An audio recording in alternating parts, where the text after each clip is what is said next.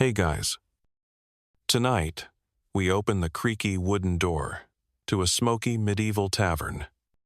The scent of spilled ale, singed beard hair, and day-old stew hits your nose immediately. You duck under a low timber beam, sidestep a snoring minstrel, and squeeze between two burly men, arm wrestling over a sheep.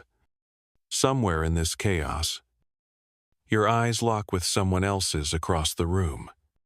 There's a twinkle, a spark, a slightly alarming twitch that could be either flirtation or flea bite. Because yes, tonight, we're talking about dating in the Middle Ages. And you probably won't survive this. So, before you get comfortable, take a moment to like the video and subscribe, but only if you genuinely enjoy what I do here. And if you're listening in from somewhere cozy, drop your location and local time in the comments. I always love seeing where you're tuning in from. Now, dim the lights. Maybe turn on a fan for that soft background hum. And let's ease into tonight's journey together. You tuck into a dark corner of the tavern, trying to look mysterious, without inhaling too much smoke. Your first attempt at medieval small talk, less than charming. Hast thou ever owned a pig? Probably isn't the winning line you thought it was. But hey, social cues haven't been standardized yet. And this is a time when compliments often involve livestock metaphors. You're doing your best. The tavern is rowdy. The kind of place where flirting is a full-contact sport, and everyone's breath smells like onions or something worse. Still, there's something oddly romantic about the candlelit gloom, the muffled lute in the background, and the fact that you're both equally infested with lice, bonding through mutual parasite management. How sweet. You try again. Fair lady, thy hair doth shine like a newly smithed horseshoe. Okay, maybe don't lead with that. She laughs anyway, though whether from your delivery or the mead, it's unclear. But the truth is, this is about as elegant as medieval dating gets. Historians still argue whether these kinds of public houses were major hubs for courtship or simply convenient places to yell across a room until someone agreed to marry you. But for the working class, they were often the only neutral ground outside of church to meet someone not directly related to you. And in a world where 90% of the population never traveled more than a few miles from home, your options were limited. The flickering torchlight softens her face, but not enough to hide the healing scratch from a wayward goat. You don't mind. Everyone here has scars. She asks what you do for a living, and you answer proudly, I walk behind oxen and try not to die. She nods, impressed. Stable employment is sexy in any century. Around you, other couples test the waters too. A bearded man shows off his tooth count, 6 to a milkmaid, who seems genuinely thrilled. At the next table, someone proposes marriage with a chicken as a dowry. The chicken, to be fair, looks like a solid investment. The tavern keeper slams down another round of questionable ale, and you toast to your good fortune. The girl beside you is funny, sharp, and only mildly plaguey. You've found a medieval unicorn. But just as you're considering whether this might lead to a courtship walk or an awkward blessing from her goat-owning uncle, there's a clatter at the door. Soldiers. They stomp in, covered in mud and menace. One of them bellows something about tax collection. The mood dips instantly. Your date grabs her shawl. The flirtation is over. Because, as charming as this smoky room might be, War always lurks, just outside the door. Love in the Middle Ages is never just love. It's always shadowed by survival, war, and the constant risk of stepping in something unpleasant, emotionally or literally. One wrong word, one glance at the wrong nobleman's cousin, and your romantic adventure turns into a public punishment involving stocks and cabbage. Still, as the soldiers argue with the tavern keeper and everyone else pretends to not exist, you manage one last whispered exchange with her. She slips you a scrap of cloth with a symbol stitched in red thread, a meeting place, a family crest, a well-disguised laundry reminder. You'll find out tomorrow. And just like that, she vanishes into the crowd, perhaps to safety, perhaps just to get away from your onion breath. Dating in the medieval world, it starts with smoke, stumbles through bad poetry, and ends with cryptic embroidery. But somehow, despite the fleas and fire, the first glances still matter. Because even in a century where death could show up faster than dessert, people still tried to make room for romance. And, hey, if you think medieval dating sounds rough, just wait until you have to flirt while under siege. Spoiler, there will be trebuchets. The sun barely crests over the stone ramparts as you trudge through the muddy path outside the town's walls. Your shoes okay. They're more like leather bags, tied to your feet, squish with every step. But your mind's elsewhere. You're thinking about her. The tavern girl. The red thread cloth is tucked carefully into your belt pouch. Wedged between a flint rock and an overly hopeful piece of dried apple. But this isn't just any morning. The town has been half emptied by war, and the sound of blacksmiths banging out swords has replaced bird song. Your date may have been charming, but now you're dodging nights with hangovers and avoiding eye contact with conscript recruiters.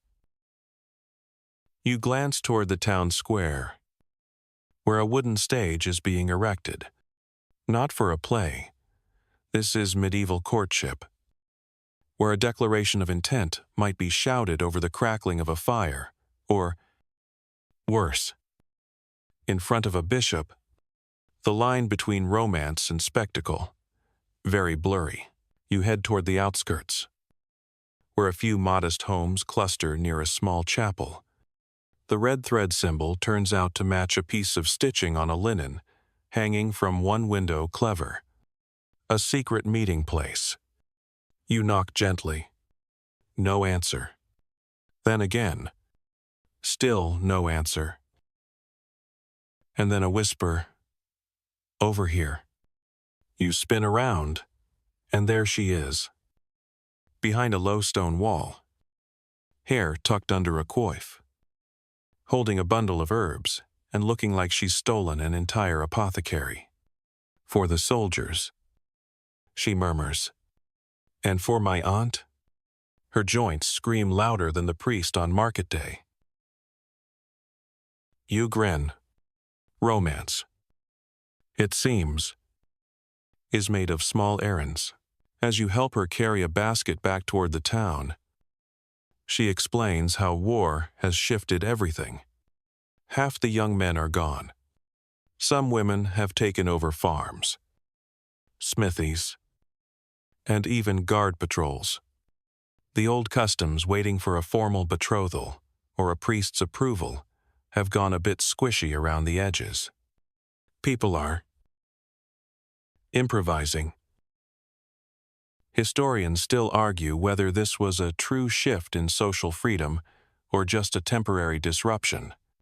But many accounts suggest that with the chaos of war came strange new pockets of autonomy, especially for women. With men at the front lines, gender roles bent like iron in a bellows. She tells you about secret engagements made in the woods, of messages passed through bread loaves, and of lovers who agreed to marry after just a glance and a shared cloak during a hailstorm. Practical. Not really. Romantic, weirdly. Yes. You reach the square again, where a different kind of courting ritual unfolds a makeshift dueling ring. Two young men, probably both named something like Osric or Baldwin, are circling each other with practice swords. The prize, the attention of the blacksmith's daughter, who's watching from a barrel like a queen on her throne. You nudge your companion. So, sword fight or sonnet? What works better? She snorts. Neither. Help with firewood. Maybe chickens. There it is. The medieval equivalent of just be yourself is, apparently, just be useful. She doesn't need grand gestures. She needs someone who won't drop a bucket of goat milk on her herbs. You help her gather wood from a nearby pile, each bundle tied with bits of old twine and ambition. As you work, a loud proclamation echoes through the square. A knight, fresh from the front lines, has arrived. His armor is dented, his horse foaming at the mouth, and his squire looks about 5 minutes from unconsciousness. And yet, girls flock. Not because he's handsome, he's mostly grime, but because he represents something rare now: survival, glory, maybe even a better life. Medieval dating isn't just romance, it's social climbing and chainmail. You can smell it literally. Do you know him? You ask. She eyes the knight. Yes. He once threw up in the baptismal font. Not exactly Romeo. The knight dismounts, limping over to where the blacksmith's daughter now has a waiting bowl of stew. She dabs his forehead. And just like that, the duel is forgotten. You wonder how many hearts she's broken this week alone. Meanwhile, your herb-carrying companion adjusts the basket on her hip and nods toward the chapel again. I need to drop these off. You can come, but only if you promise not to knock over a relic. You solemnly agree. Inside the chapel, cool stone replaces sun-baked street. Light filters through tiny stained glass windows, blues and reds, dancing faintly across the floor like tired butterflies. Here, even love feels hushed. She kneels, lights a stubby candle, and mutters a quick prayer, not for romance, but for her brother. Gone to war, you stay quiet. You may have come looking for love, but you're learning that dating in a war-torn medieval town is tangled with grief, hope, and hard choices. People hold hands quickly here, because tomorrow is never promised. You leave together. Silence stretching comfortably between you. Outside, someone's pig has escaped again, and a group of children give chase with the enthusiasm of small, muddy warriors. A goat bleats philosophically from a rooftop, back in the square. The knight is now asleep upright against his horse. The blacksmith's daughter is gone, probably off to milk someone else's ambition. As the day fades, your companion stops in front of a stone well. She ties a sprig of thyme to the handle. For luck, she says, and because it keeps the fleas away. You smile. Romantic. And somehow, it is. You wake to the sharp sound of boots crunching gravel outside your window well. Not a window so much as a rectangle in the wall, with a board that sort of fits. Morning sunlight slants through the cracks. picking out floating flecks of dust, and the unfortunate reality of your sleeping arrangement straw mattress, questionable blanket, and a very judgmental chicken at your feet. But you're up with a mission. You've been thinking about her, the herb-carrying, chapel-visiting, plague-defying woman from yesterday, and that little red thread cloth she gave you. You haven't dared wash it, partly for sentimental reasons, partly because you don't trust the town's laundry stream, which smells suspiciously like eel guts.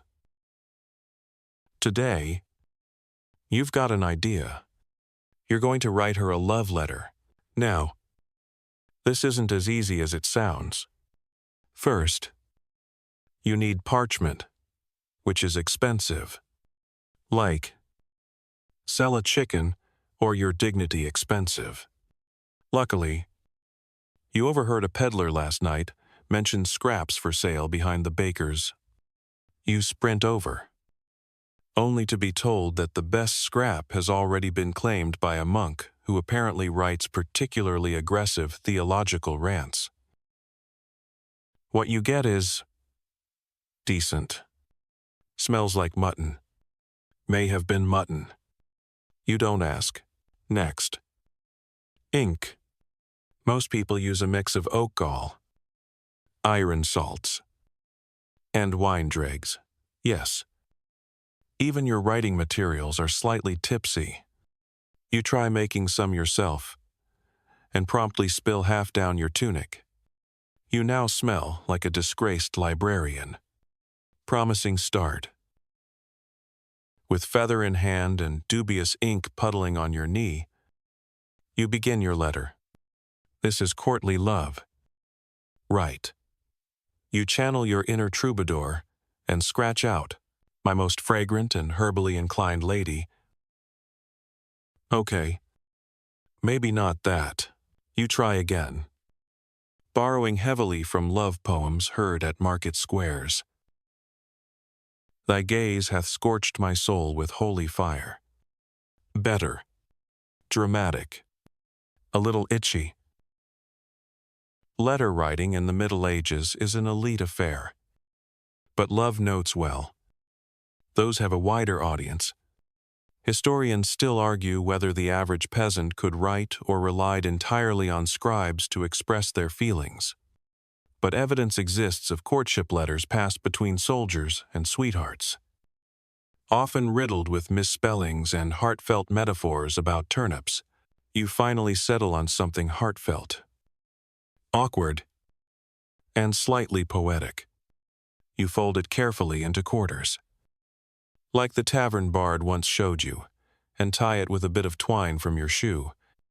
Then comes the hardest part, delivery. You could pass it to her in person, but that risks an audience. You could ask a child, but they charge outrageous fees, 1 silver penny and a bite of cheese. You could throw it at her door and run, but your throwing arm isn't what it used to be. Then you remember old Marjorie, the midwife and gossip, courier. She knows everyone's business. Often before they do, you find her near the communal oven, elbows deep in dough and opinions. You trade her your last dried apple, and she agrees to deliver the note. Probably. She might also just eat it, depending on her mood. With your love letter out in the world, you're left in the terrifying silence of what now? So, you go walking.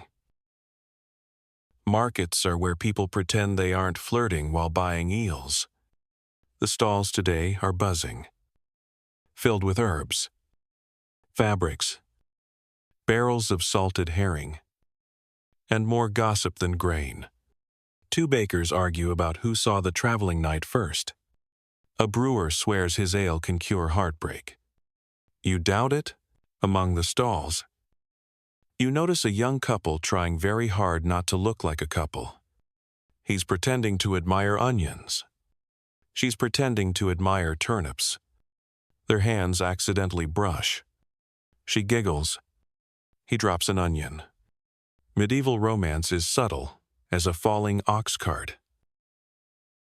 Nearby, an elderly woman waves a dried poppy stalk at a group of girls, chanting something about fertility and rain. You step back. Quickly, your own thoughts swirl. Did she read the note? Is she going to respond? Did Marjorie really deliver it? Or is she using it to line her chicken coop? You wander past a minstrel, performing a ballad about doomed lovers, separated by a moat and poor swimming skills. People toss coins. You toss a skeptical glance. Then you hear a voice. Her voice. Your letter was ambitious. You whirl. She's behind you. Cloak pulled tight. Cheeks flushed either from the wind or your prose. She holds up your note like it's a dead frog. Holy fire. You wince. Too much.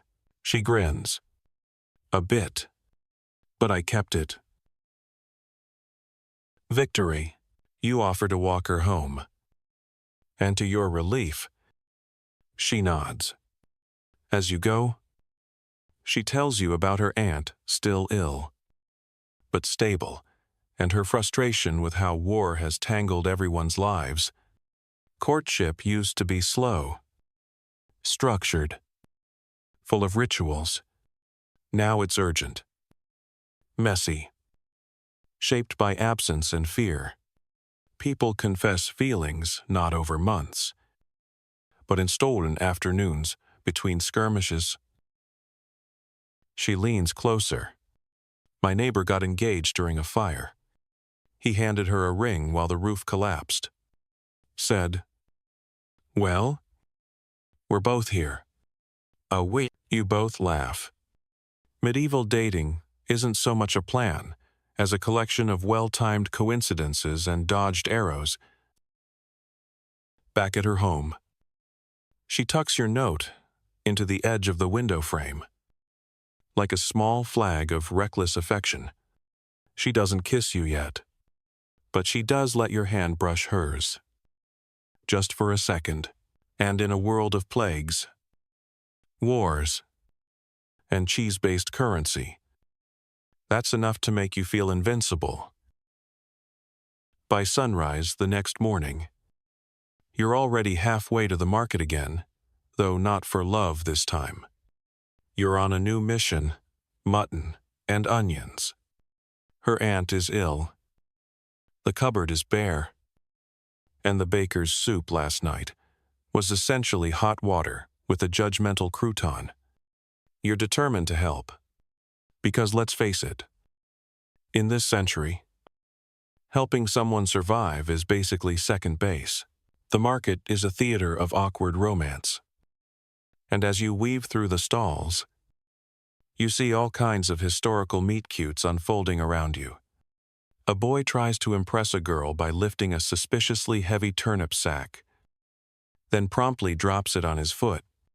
A girl accidentally drops her headscarf in front of a cooper's apprentice, who blushes so hard he nearly walks into a cart full of geese.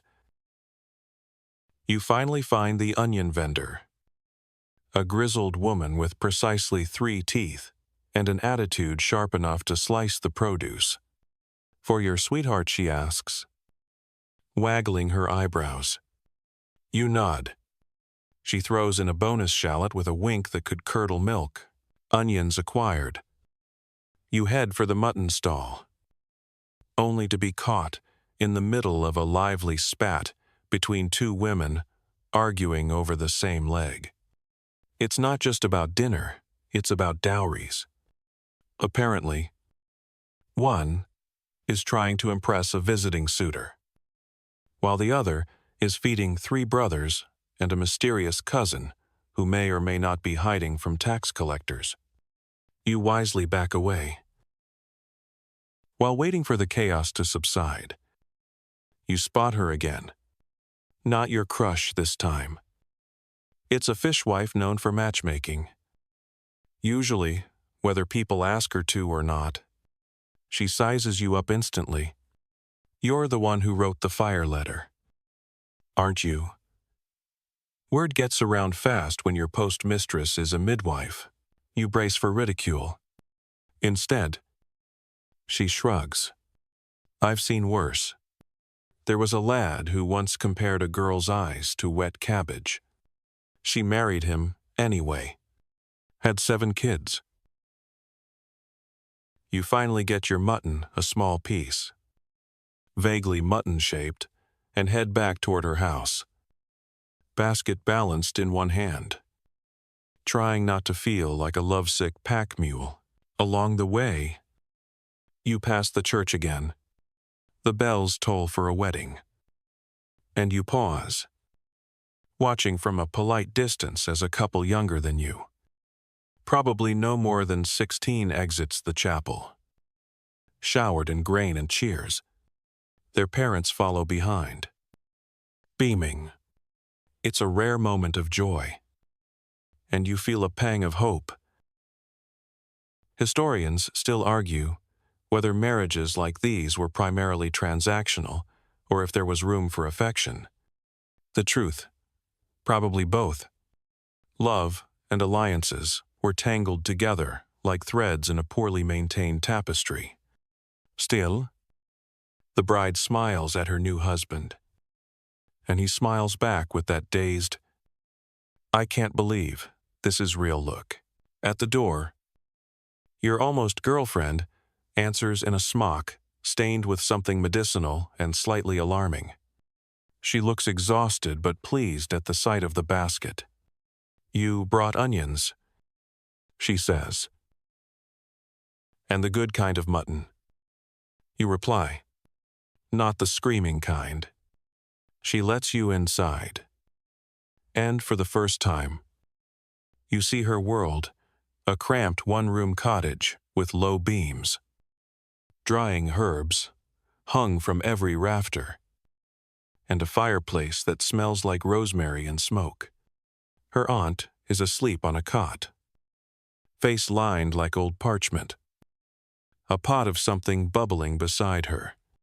It's not exactly candlelit bliss, but it feels real. You help slice the onions, eyes watering profusely. These are strong. You mutter, or you're sentimental. She teases. You nearly chop your finger in response, as the stew simmers. She tells you how food is often the language of love in times like these, with war-disrupting trade and famine never too far off. Giving someone your best onion is a bigger gesture than any poem. Bread, especially, becomes almost sacred. A crust saved. A hunk shared that's intimacy. There's a knock at the door. A neighbor pokes his head in, grinning. Supper smells like a proposal. He jokes, and ducks out before you can lob a shallot at him.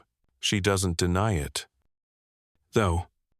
Instead, she hands you a bowl, your fingers brushing again, deliberately this time. You eat together quietly.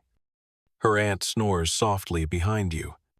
Outside, the wind picks up, rustling the eaves and sending soot spiraling up the chimney like a medieval love smoke signal. Then she tells you something that makes your ears burn. My father courted my mother during a siege, she says, sipping from her bowl. He climbed over a half-broken wall to bring her stale bread and an egg. She said it was the bravest, stupidest thing she ever saw. You glance at your onions and mutton. Reckon I'm halfway there, you say. She laughs. A full laugh this time. And just like that, the world seems a little less grimy. Later, as you leave, she presses something into your hand. A small cloth pouch filled with dried lavender. For your room, she says. or the chicken. Whichever smells worse. You walk back through the darkening streets.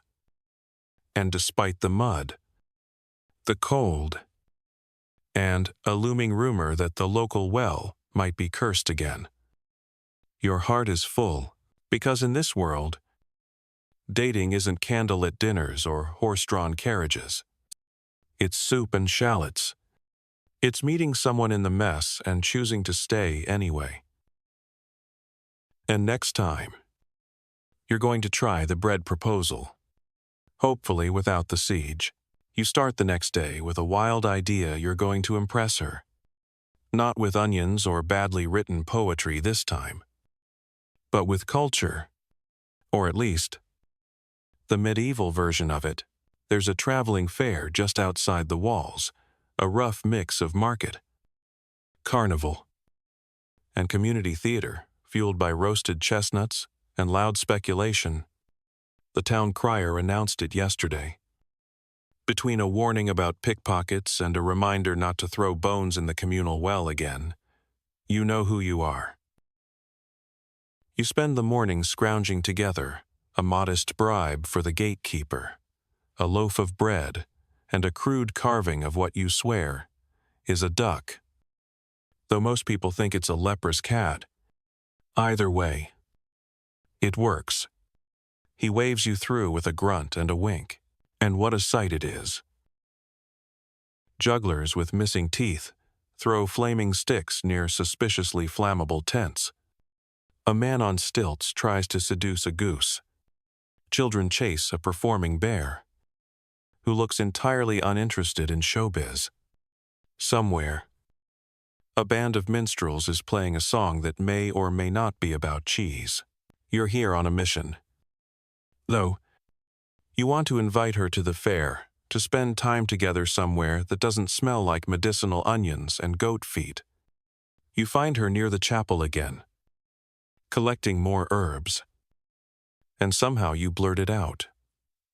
Would you accompany me to the fair? I promise not to make metaphors about your eyebrows. She raises an eyebrow, see, and nods. Fine. But if you try to win me a prize, make sure it's not another onion. You walk side by side, dodging carts and puddles, both of you trying to act casual. The fair's energy pulls you in the noise, the bustle, the slight but ever-present chance of being accidentally stabbed by a lute. Your first stop is the puppet show. It's a retelling of a local legend. Something involving a ghost, a monk, and a wheel of cheese that predicts the weather. The puppets are threadbare, but the crowd loves it. You both laugh, though she winces when the cheese gets decapitated. Then comes the fortune-teller's tent. You're skeptical, but she's curious. Inside, a woman with a beard like a thatched roof invites you to sit. She grabs your palm, squints, and says, "Ah, you have known hardship," and possibly fleas. You nod solemnly. Both true. The fortune-teller continues. You will soon face a test of the heart, possibly involving poultry. You glance at your companion. She mouths, "Told you." You leave with a complimentary rosemary twig, which the fortune-teller insists wards off heartbreak, hangovers, and hostile chickens. A miracle cure. Next is the archery range. You've never used a bow, but your brain insists this is your moment. Impress her. Show off. You confidently pick up the bow, knock the arrow, pull back, and immediately release it into a bale of hay that was not the target. A sheep behind it bleats in judgment. She claps politely. At least you didn't shoot the cheese puppet. Small victories. You move on to the court of love.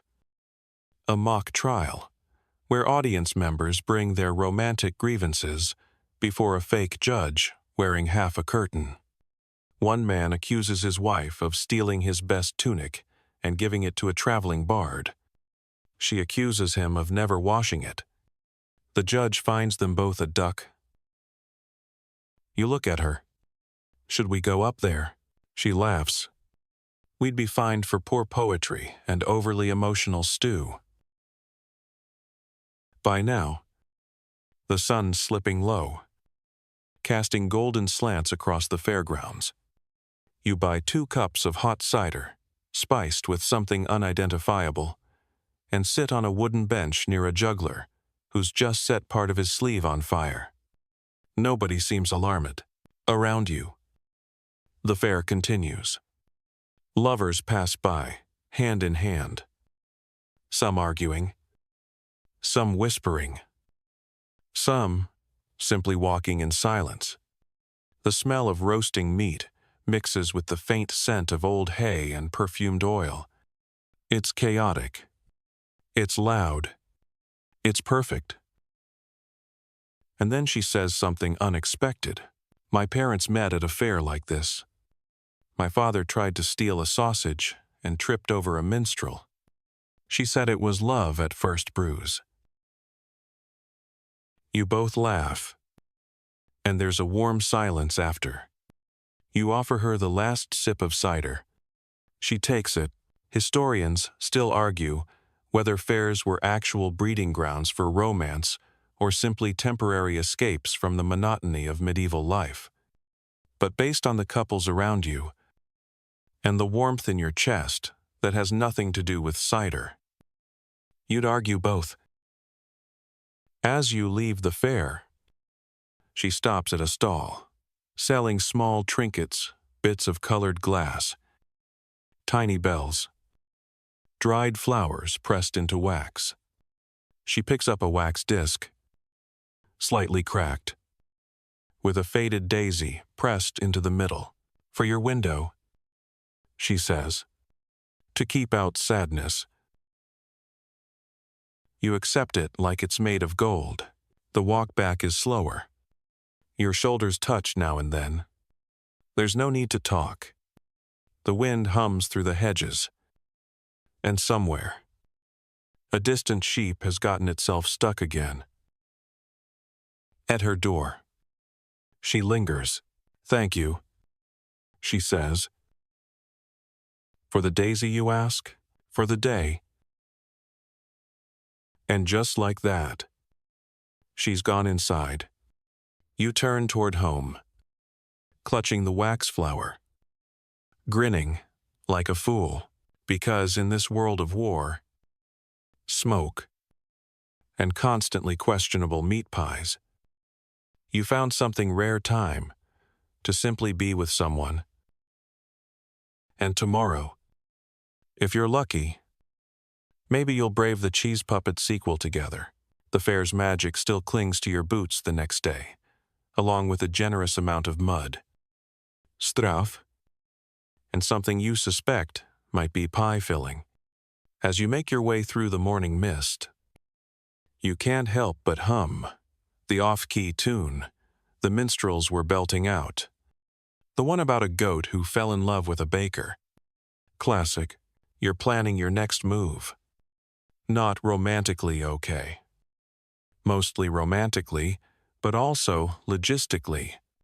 Because war is always hovering just outside the town walls. Like a nosy uncle who smells like vinegar and wants your livestock. And word around the market is that troops are on the move again. The local baron has declared an emergency levy.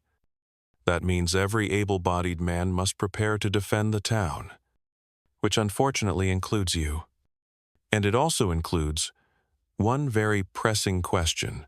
Can you still go courting while preparing for combat? The short answer, yes. The long answer, yes. But you may have to flirt while also sharpening pointy sticks. You find yourself at the training yard, which is really just a field with some hay bales, wooden swords, and a lot of confused-looking villagers pretending not to cry. The local militia captain, who might be 12 years old, or possibly a very angry gnome, barks orders. You try to look fierce. Instead, your practice spear gets tangled in your tunic. She's there too. Of course. Watching from the sidelines with a basket of dried sage and what looks like a slightly smug smile. You try to stand straighter. Then, you trip over a turnip. Impressive. She calls. I'm trying to strike fear into the turnip. You reply, mission accomplished. Training is brutal. You're hit with sticks, yelled at, and told to imagine the hay bale is a rampaging enemy knight. You imagine instead that it's the Baron's tax collector. Much more motivating. By midday, your arms ache, your legs wobble, and your romantic confidence has been knocked down a few pegs, possibly by the guy who keeps swinging too enthusiastically. You sneak away for water and find her waiting with a flask of something herbal. It smells like thyme, sweat, and a hint of "don't ask." Drink this, she says. It won't make you brave, but it'll stop your knees from exploding. You drink. She doesn't flinch when you cough. People still dating during war, you ask. She shrugs. More than ever. Every goodbye might be a last one. That hits harder than any wooden sword. Historians still argue whether courtship during wartime surged because of fear or necessity. But diaries, letters, and records all suggest the same thing. Nothing sharpens affection, like the possibility of never seeing someone again. She walks you back to the yard. You want to say something meaningful. Maybe recite a line from that puppet, show something about enduring love and roasted cheese, but the moment is too fragile. You nod instead. She nods back. And you charge into another round of spear, flailing with a little more fire in your gut. Later that day, you find yourself posted on the town wall with a borrowed helmet that's 2 sizes too big and smells like someone stored fish in it. Your companion, a farmer who insists on humming battle songs about heroic pigs. Down below, smoke curls in the distance, a nearby village, likely burned. You're not alone in your nervousness. A group of women has gathered near the gate, weaving small charms into the soldiers' sleeves, ribbons, bits of lace, sprigs of yarrow. You recognize one of them, a baker's daughter who cried all morning and now stands like a statue, handing out good luck like bread rolls. When your watch ends, you head home exhausted, hungry, and somehow more determined than ever. And that's when you see it. On your door, a small sprig of lavender tied with red thread. No note, no name, just the echo of her presence. You press it to your nose. Still fragrant. Still här. You sleep that night dreaming of herbs, fairground laughter, and the way her eyes catch firelight. Outside, thunder rolls not from the sky, but from distant hooves. The next morning is chaos. The Baron's men ride through town, calling for shields, bows, anything that can be thrown with accuracy. Your job, to help reinforce the gate, and as luck or fate, or medieval scheduling would have it, so is she. She's handing out bundles of boiled linen strips, makeshift bandages. You're piling stones for wall defense. Occasionally, your fingers touch when she passes you more. Neither of you say much, but it's enough, and then someone shouts. They're coming. A blur of motion. Arrows ready. Townspeople scrambling. Chickens screaming. But no battle comes. Not yet. Instead, a scout gallops into view. Panting and pale. False alarm. He says, "Bandits. Not soldiers." The town exhales like a bellows. You slump beside her, dust streaking your face. "So, still want to get that cider sometime." She leans back against the wall. "Only if we don't die before sundown." Fair terms. You sit together in the fading light. Surrounded by half-built barricades and half-spoken hopes, the world is uncertain. But for now, she's beside you. And in medieval terms, that's practically a vow. You don't see her for 2 days. Not because anything's wrong, well, unless you count the livestock thief in the next village, or the sudden appearance of a mystery rash sweeping through the barracks. It's just life. Or, more specifically, medieval life, which has a habit of getting in the way of your romantic aspirations with things like pestilence, famine, and fire, often simultaneously. You spend the first day pretending not to be disappointed. You chop wood with unnecessary force. You reorganize your single drawer of belongings. You even try composing another poem. But nothing rhymes with leech poultice unless you cheat and use juiceless. The second day, you head to the market again, if only to distract yourself by looking at things you can't afford: embroidered gloves, spiced nuts, a painting of a pig wearing a bishop's hat. There's no sign of her. That's when you hear it sneezing.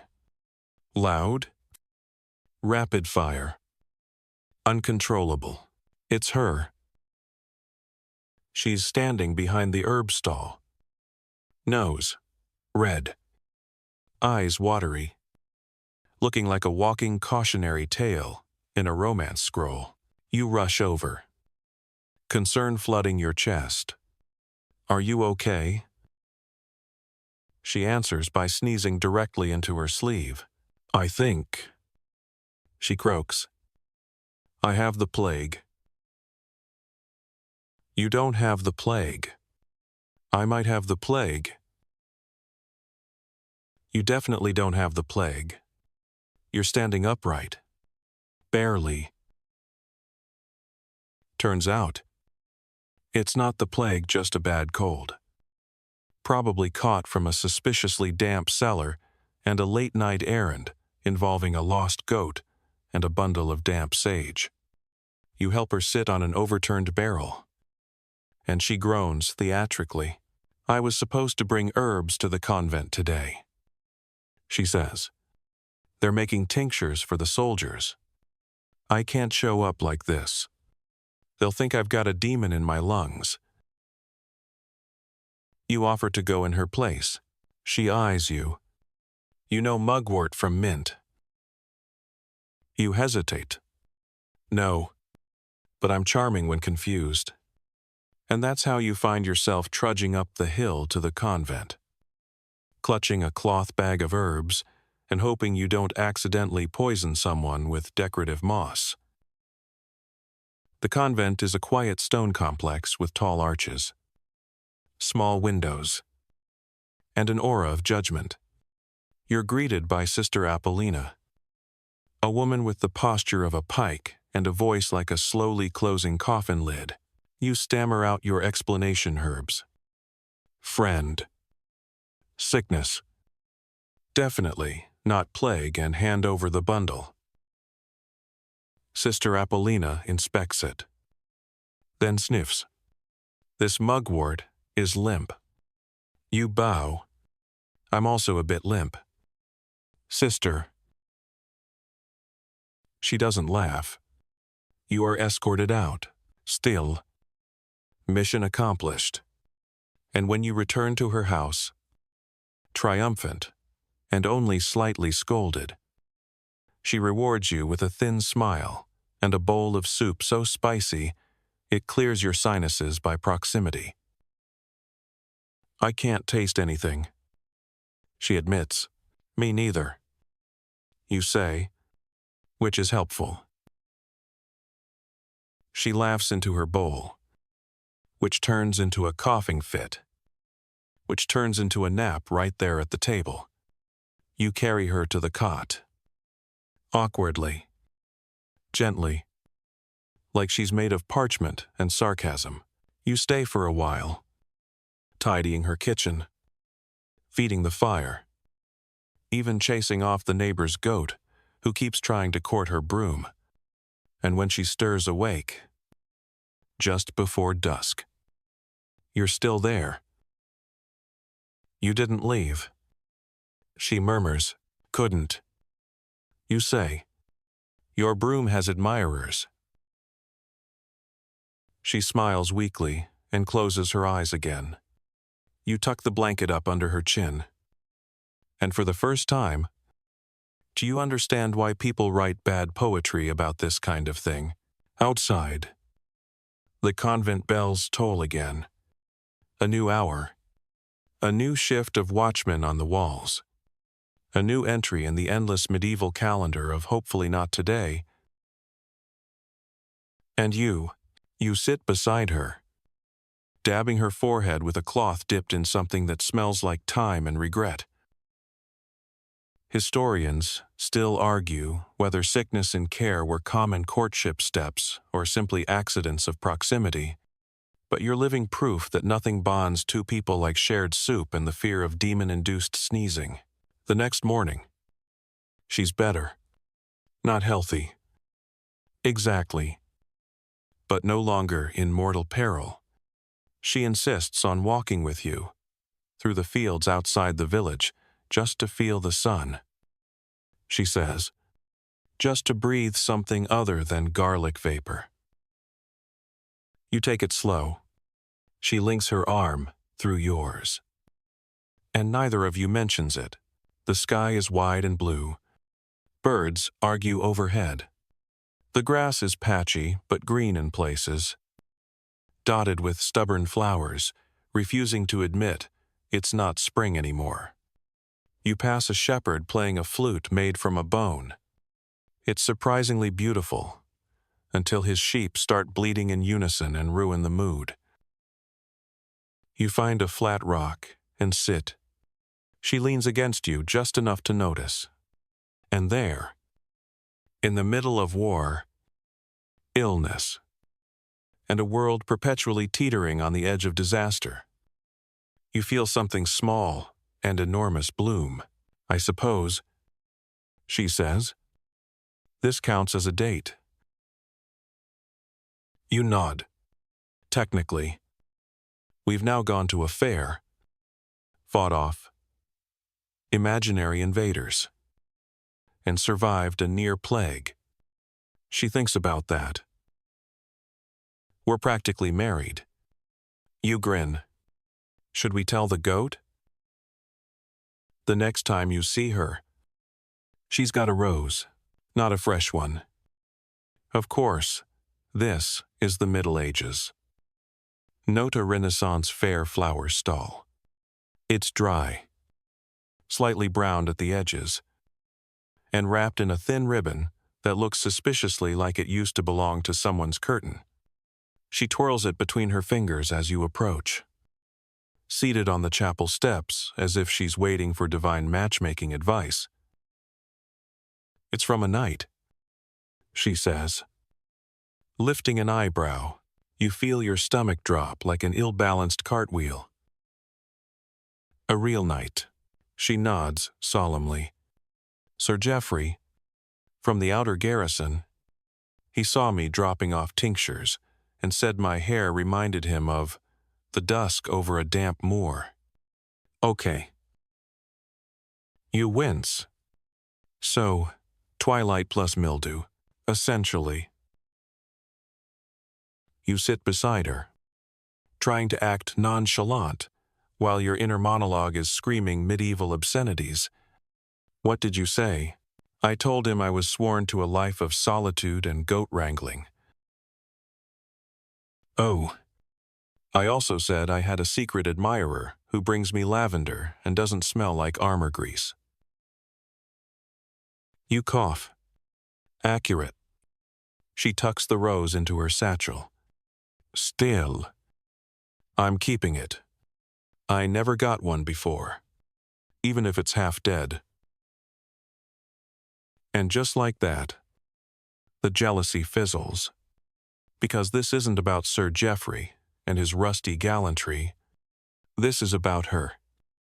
And the fact that in a world full of smoke, dirt, and plague, she still wants to feel special. You reach into your own satchel and pull out a small pebble.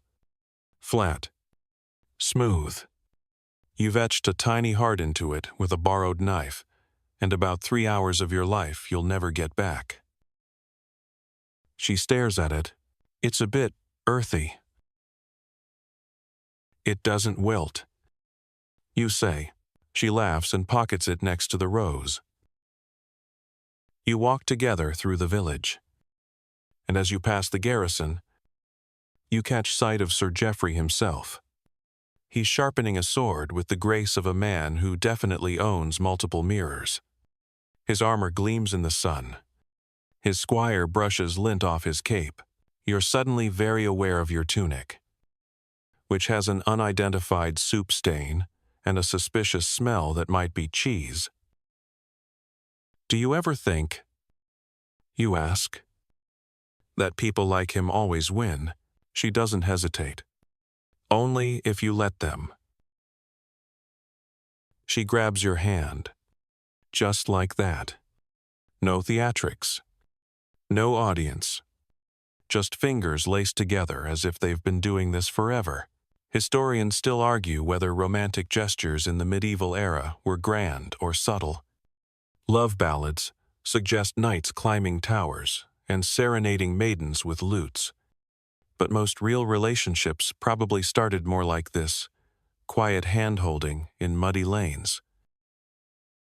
You stroll on, eventually reaching the river.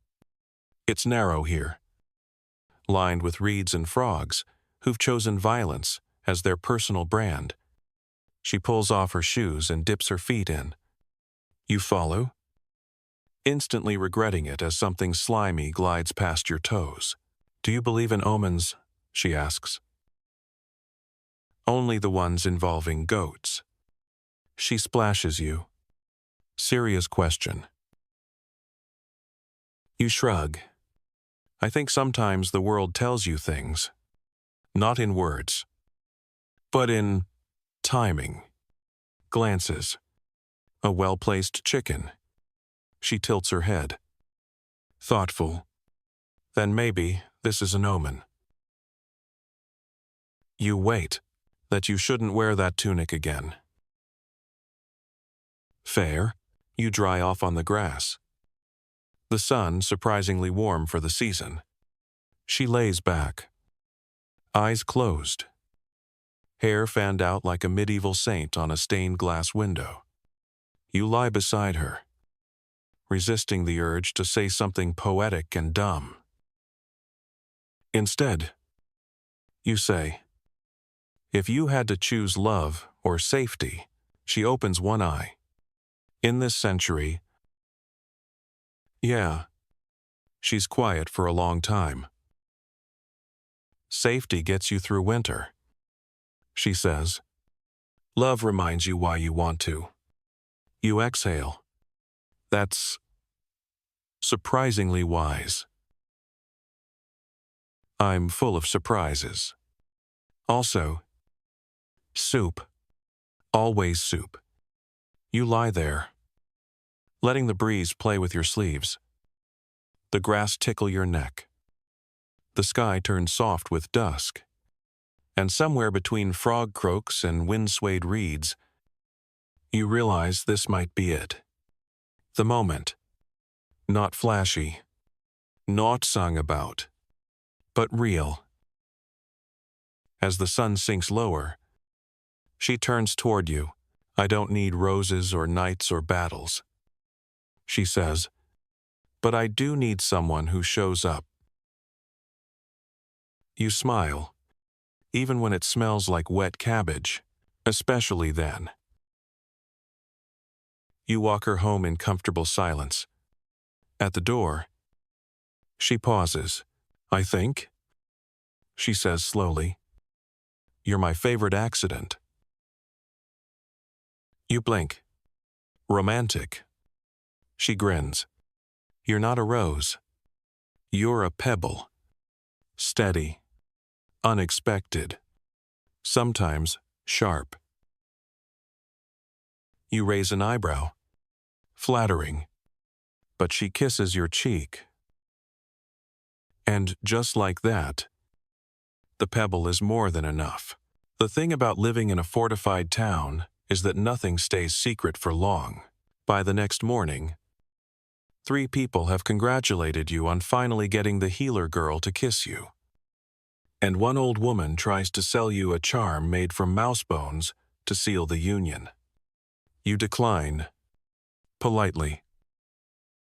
Still, word has spread, which means, inevitably, his word has spread too. Sir Geoffrey. You spot him later that afternoon, practicing sword drills in the dusty courtyard behind the barracks, his cape billowing unnecessarily in the wind. His squire fawns over him with the enthusiasm of a boy who's been promised a used dagger and half a potato in exchange for loyalty. You try to pass without being noticed. Oi, he calls out, spinning with practiced flair. Pebble boy. You freeze. Yes, you say, with the caution of someone trying to avoid becoming a ballad about accidental duels. He strides over. So, you and the herbalist. You nod slowly, trying not to look defensive or squishy. She has a fine temperament, he says, pausing awkwardly as if he forgot the word for soul and replaced it with temper.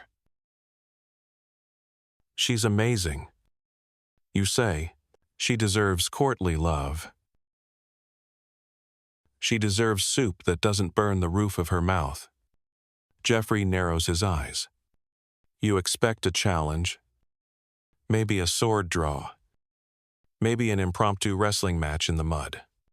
Instead, he does the most knightly thing imaginable. He declares a poetry duel. Tomorrow, he says. Town square. I'll bring verse. You blink. Like. Rhyming. Precisely. You manage a nod and walk away in a daze. When you find her later, plucking dandelions for some obscure remedy involving hiccups and marital discord, you try to explain. She laughs so hard she drops her basket. He challenged you to a poetry off. Yes. In public. Unfortunately, she tries to compose herself. You're going to get roasted. Verbally. I was hoping you might help me, only if I get to heckle Sir Geoffrey. That night, you both sit by candlelight, workshopping verses. Your first attempt includes the line, "Herbs bloom in your hair like thyme in a forgotten stew." She makes a face like she's been cursed. Together, you rewrite. She's better with rhythm. You're better with metaphors that don't involve soup. By midnight, you have something almost passable. It includes exactly one flower reference, a joke about goats, and the line, "Your laughter lights my ribs like lanterns in a storm." She says it's cheesy, but good cheese. Morning arrives with rain and nerves. The square is soaked but crowded. People love a show, especially one that doesn't involve taxes or sudden flames. Sir Geoffrey stands near the well, hair oiled, boots polished, and an expression that screams, "This is my moment." His squire carries a scroll, like it's a sword. The judge, none other than the town's most neutral party, Sister Apollina. You swallow. Sir Geoffrey goes first. His poem is grand, dramatic, and filled with words like ethereal, undying, and quivering spirit flame. The crowd ooze. His squire weeps. Then it's your turn. You unfold your parchment slightly damp, possibly nibbled by a mouse, and begin. It's not perfect. You stammer once. Your rhyme about cabbage falls flat. But then you get to the heart of it, the line about her laugh. The way she walks like she's not afraid to stomp on arrogance. The way she healed your bruised pride with just a smile and a bowl of boiling mystery broth. By the end, the crowd is silent. Then applause. Not wild, but warm. Sister Apollina raises an eyebrow, nods once, and declares the winner. Neither. Poetry is frivolous, but the pebble one didn't make me ill. A sheer erupts. Sir Geoffrey bows with forced grace and stalks off. She runs to you, laughing. You didn't completely humiliate yourself. I'll take that as a win. You walk through the square together, hand in hand. The rain has stopped. Someone offers you a flower. Someone else offers you a pigeon. You decline both. You spend the afternoon helping her with herbs again. But this time, every shared glance carries something new. Not just affection, but solidarity. You stood up, however awkwardly, for her. And that evening, after the sun slips down behind the chapel and the goats finally stop screaming at shadows, she kisses you again. This time, it's not a question. This time, the whole town knows. Historians still argue whether public declarations of love were common or only the domain of nobles and dramatists. But every now and then, someone like you leaves behind a record, maybe not in ink, but in memory, in stories, in silly verses whispered through the streets for years to come. And if one of those stories is about the boy who beat a knight in a poetry duel by comparing love to soup, well, you'll take it. There's a knock at your door before dawn. You're not fully dressed, just half in a tunic and wildly bedheaded, but when you open it, there she is, cloak over her shoulders, cheeks pink from the wind, and a sheepish look that makes you forget how cold the floor is. "I need your help," she says. "It's urgent." Your brain races bandits, boils, surprise plague. "Don't panic," she adds, which of course ensures you do panic. "I need to deliver something." Quietly, before breakfast, you grab your boots.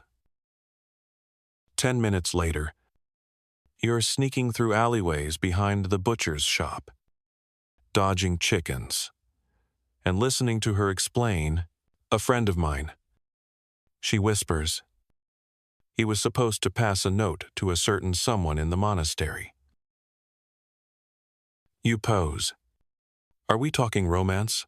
She nods.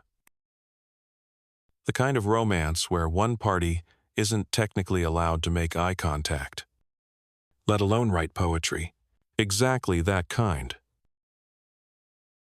Turns out, her friend, let's call her, Clara, is head over sandals for a novice monk named Tomlin, who once accidentally blessed a goat while distracted by her smile. Very sweet. Very doomed. But love, as you've learned, rarely respects rulebooks. The note you're carrying is delicate, handwritten, sealed with wax, and likely the product of 3 rewrites and 1 tear-stained scrap. Your job is simple.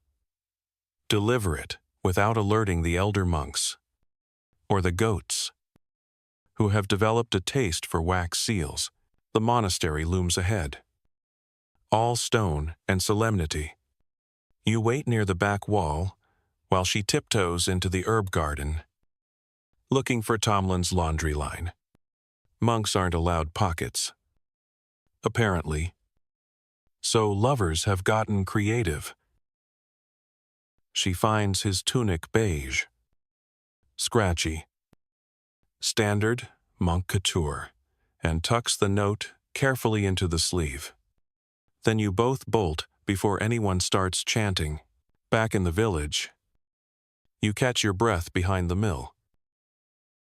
Did we just commit ecclesiastical mail fraud, you ask? She grins. Possibly.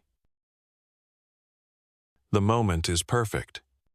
You're both breathless, exhilarated, a little muddy, and that's when you hear the soft, terrible sound of hooves approaching too quickly. Not soldiers, not raiders. It's the town herald, on a pony that looks personally offended to be awake.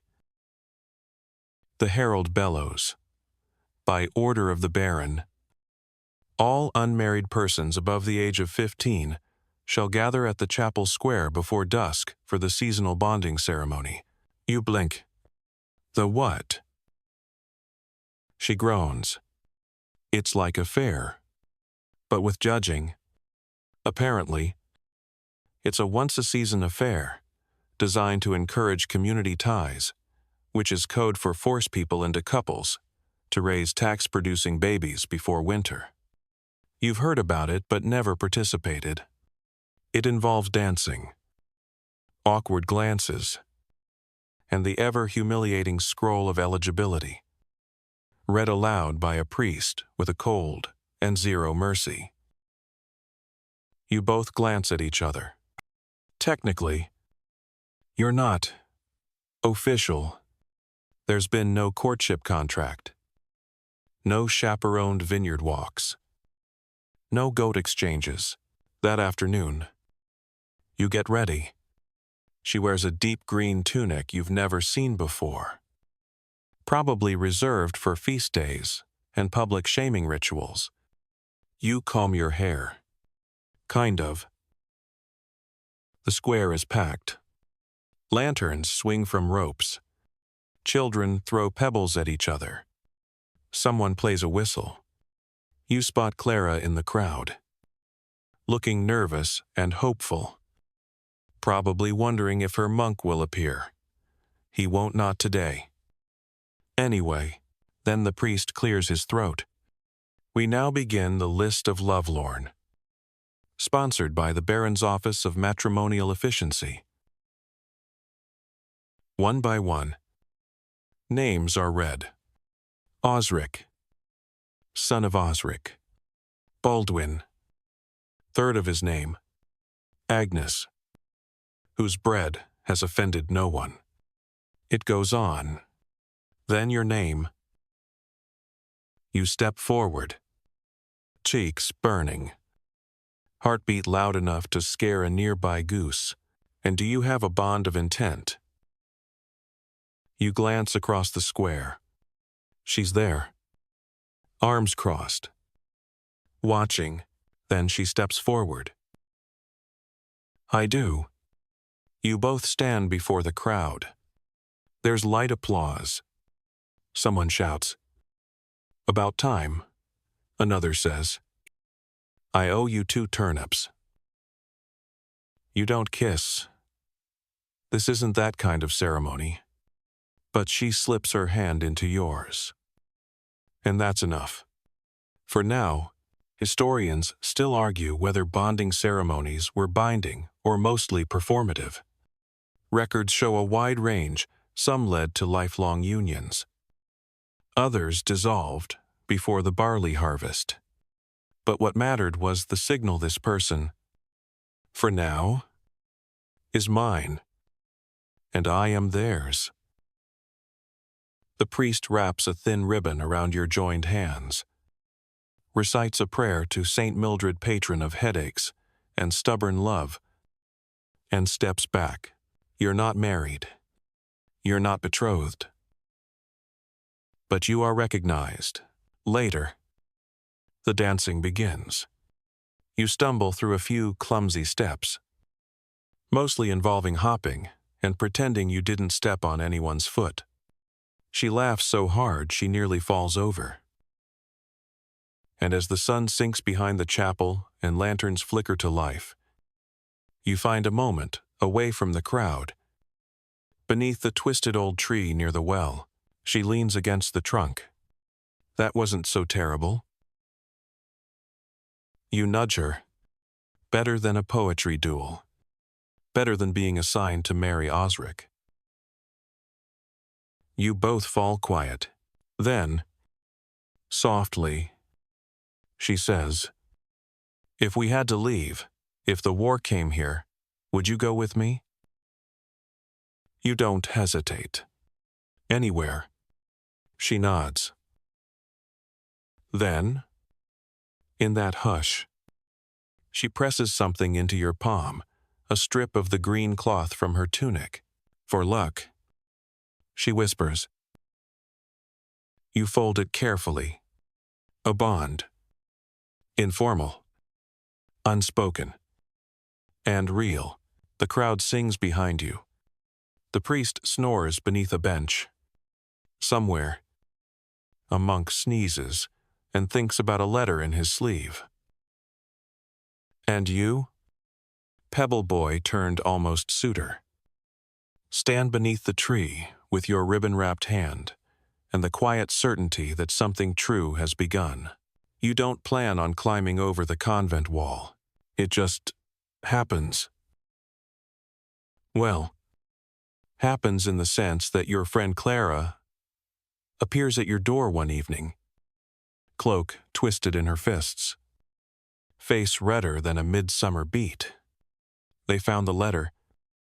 She blurts, "Brother Tomlin's being sent away, to another monastery, up north." You blink. The freezing one, with the wild pigs and the vow of extreme silence. She nods miserably. And you want to, what? Bust him out. Steal a monk. No, she says. Just one more moment. One more goodbye. So here you are. Under a sky peppered with stars and possibly divine judgment. Squatting in the hedgerow behind the convent's outer wall. Clara's beside you, clutching a basket of figs like it's a shield. "Why figs?" you whisper. She shrugs. It felt romantic. You hoist her up first. She scrambles over with the grace of a startled cat. You follow, less gracefully, catching your tunic on a thorn, and landing in what you hope is compost. Inside, the garden is silent. A few lanterns glow dimly in the chapel windows, but the rest of the grounds are cloaked in shadow. You duck behind a row of cabbages and wait. Clara's already creeping toward the monk's quarters like a love-struck ninja. It's quiet, peaceful, almost too peaceful. Then a door creaks. Brother Tomlin emerges. Hood down, eyes wide. He sees Clara and nearly trips over his sandals. "You came," he whispers. "You have terrible taste," she says, and kisses him. You look away, trying to respect the privacy of two people literally risking their immortal souls for a hug. But the moment is sweet stolen in the cool air. Silent, but full of meaning. Of course, that's when a goat screams, because, yes, the convent keeps goats. Holy ones. Supposedly, this one Gertrude is the loudest creature in 5 parishes and a known tattletale. You all freeze. A light flicks on in the dormitory. Clara grabs your hand. Run. You don't argue. You sprint across the cabbage rows, through a gate, around a compost heap, and back over the wall, so fast your boots barely touch stone. Clara's figs go flying. Tomlin vanishes back into the shadows, back on the village side, panting and laughing in disbelief. Clara turns to you and says, "Worth it." You agree. Probably, later. When you relay the whole story to your healer girl, who is both horrified and impressed, she asks, "What would you risk for one last moment?" You pose. Would I have climbed a convent wall? No, she says. For me, you look at her. Everything. She looks away, biting her lip. Then changes the subject. We need to pack. You blink. What? They're calling conscripts again. Not just men. Women too. For nursing. For supply carts. For everything. If they pick me, I'll go. And if they pick me, then we'll both go. Just like that. Your world shifts.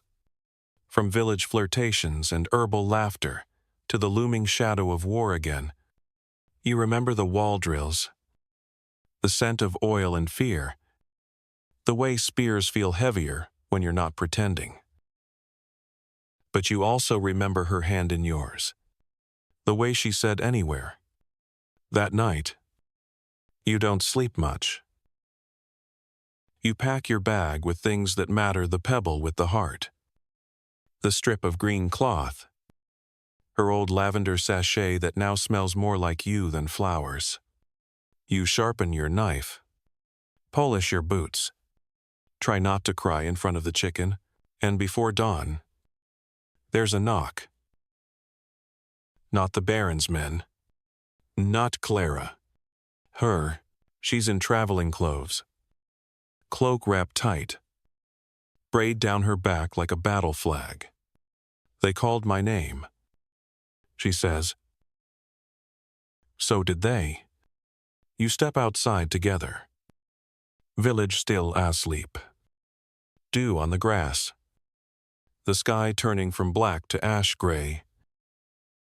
She glances sideways. Think we'll survive? You answer honestly. Probably not. She smiles. Good. I hate guarantees. As you pass the well, the chapel, the square where you read that ridiculous poem, memories brush against you like spirits not haunting, but anchoring. And when you reach the gathering point, a cart waits. So it is not. Others huddle, some familiar, some strangers. You climb in. She follows. You sit side by side, knees touching. The cart lurches forward. You don't look back. Historians still argue whether common folk like you understood the risks of war, whether these journeys were full of dread or blind trust, whether love could survive the march, the noise, the separation. You're betting it can. Because sometimes, what begins with a pebble ends with a vow, and for now, that's enough. You're not on the road long before the novelty wears off. Turns out, traveling with a caravan of villagers. Carts, conscripted soldiers. And a goat that simply refuses to stop screaming at wheel spokes is about as glamorous as a stew made from socks. The sky is overcast. The road is rutted. And you suspect the man 2 rows ahead of you has been fermenting inside his armor since last summer. Still, you sit beside her. The 2 of you wedged onto a bench that definitely wasn't designed for comfort or dignity. Every now and then, the cart hits a bump and your heads knock together. You wince. She snorts. This is romantic. Right, you mutter, rubbing your temple. Deeply. She deadpans. When I pictured a getaway with you, I definitely imagined mud in my ears and a goat screaming medieval opera. Said goat bleats dramatically, as if to underscore the joke. The caravan trudges along slowly, bound for the nearby encampment, a fortified outpost built from desperation, splinters, and bad ideas. There, you're told, you'll be processed, which you suspect involves paperwork, license inspections, and someone yelling a lot about moral fortitude. The outpost eventually comes into view, perched on a small rise, surrounded by a palisade wall and guarded by a man whose helmet is too big for his head. He waves you through, and the chaos begins. You're separated, temporarily, they say. Men this way, women that way. You try to catch her eye, but she's already being pulled toward a row of tents where a nun with a face like a shovel starts barking orders. She doesn't look back. Inside your own tent, you're stripped, scrubbed, issued a tunic that smells like boiled despair, and assigned to a unit made up of non-essential infantry, which apparently means you get a spear, a shovel, and no armor. Your bunkmate is a baker-turned-barricade builder named Hob. He's missing 3 teeth and tells you, proudly, he's only accidentally stabbed someone once. He offers you a hunk of bread. You eat it even though it might technically be a rock. The camp is tense. Rumors fly. Enemy scouts spotted nearby. Food supply dwindling. Someone's ferret ran off with the general's ring. You do your best to stay useful. You die latrines. You hole barrels. You try not to die. And at night, you look for her. But she's gone. Not missing. Just invisible. She's been assigned to the healer's tent, somewhere near the officers. And apparently, plague concerns mean no visiting between quarters unless you're actively on fire. You try to bribe a messenger boy with a turnip. He takes it, nods solemnly, then disappears. You never see the turnip again. Days pass. The rhythm of camp life settles into your bones. Wake up. Scrape frost from your boots. Shovel something unpleasant. Survive training. Eat Begesto. Every now and then, do you catch a glimpse of her across the field, head down, sleeves rolled, carrying bundles of herbs or bandages. She moves like she's made of purpose. You ache watching her. One night, your unit is ordered to help fortify the western palisade. You dig for hours, knuckles raw, until finally you're allowed to rest. You slump behind a stack of firewood and let the cold creep into your lungs. Then you hear her voice. Are you always this dramatic? You turn. She's standing there, cloaked, cheeks flushed, hair pinned up under a scarf. In her hand, a bundle of cloth. You look like you fell in a ditch. She says, I did. You reply, twice. She hands you the bundle. Bread. Real bread. Warm. Dense. Maybe even spiced. You take it like it's sacred. I only had time for 3 bites. She says, figured you'd want the rest. You try to thank her, but your mouth is already full. She sits beside you, brushing straw from her skirt. I missed you. You say, once you can speak again. I know. She says, softly. You look at her. Really look at her. The lines of fatigue under her eyes. The cuts on her hands. The way she tucks her fingers together when she's nervous. You want to memorize all of it. Just in case. She leans her head on your shoulder. I saw a boy today. She says. He was my brother's age. Fevered. Shaking. Asking for his mother. I held his hand until he stopped shaking. You stay quiet. I don't think I can do this forever. You don't have to. You whisper. She sighs. But I have to do it now. Historians still argue whether battlefield love could survive the trenches. The rot.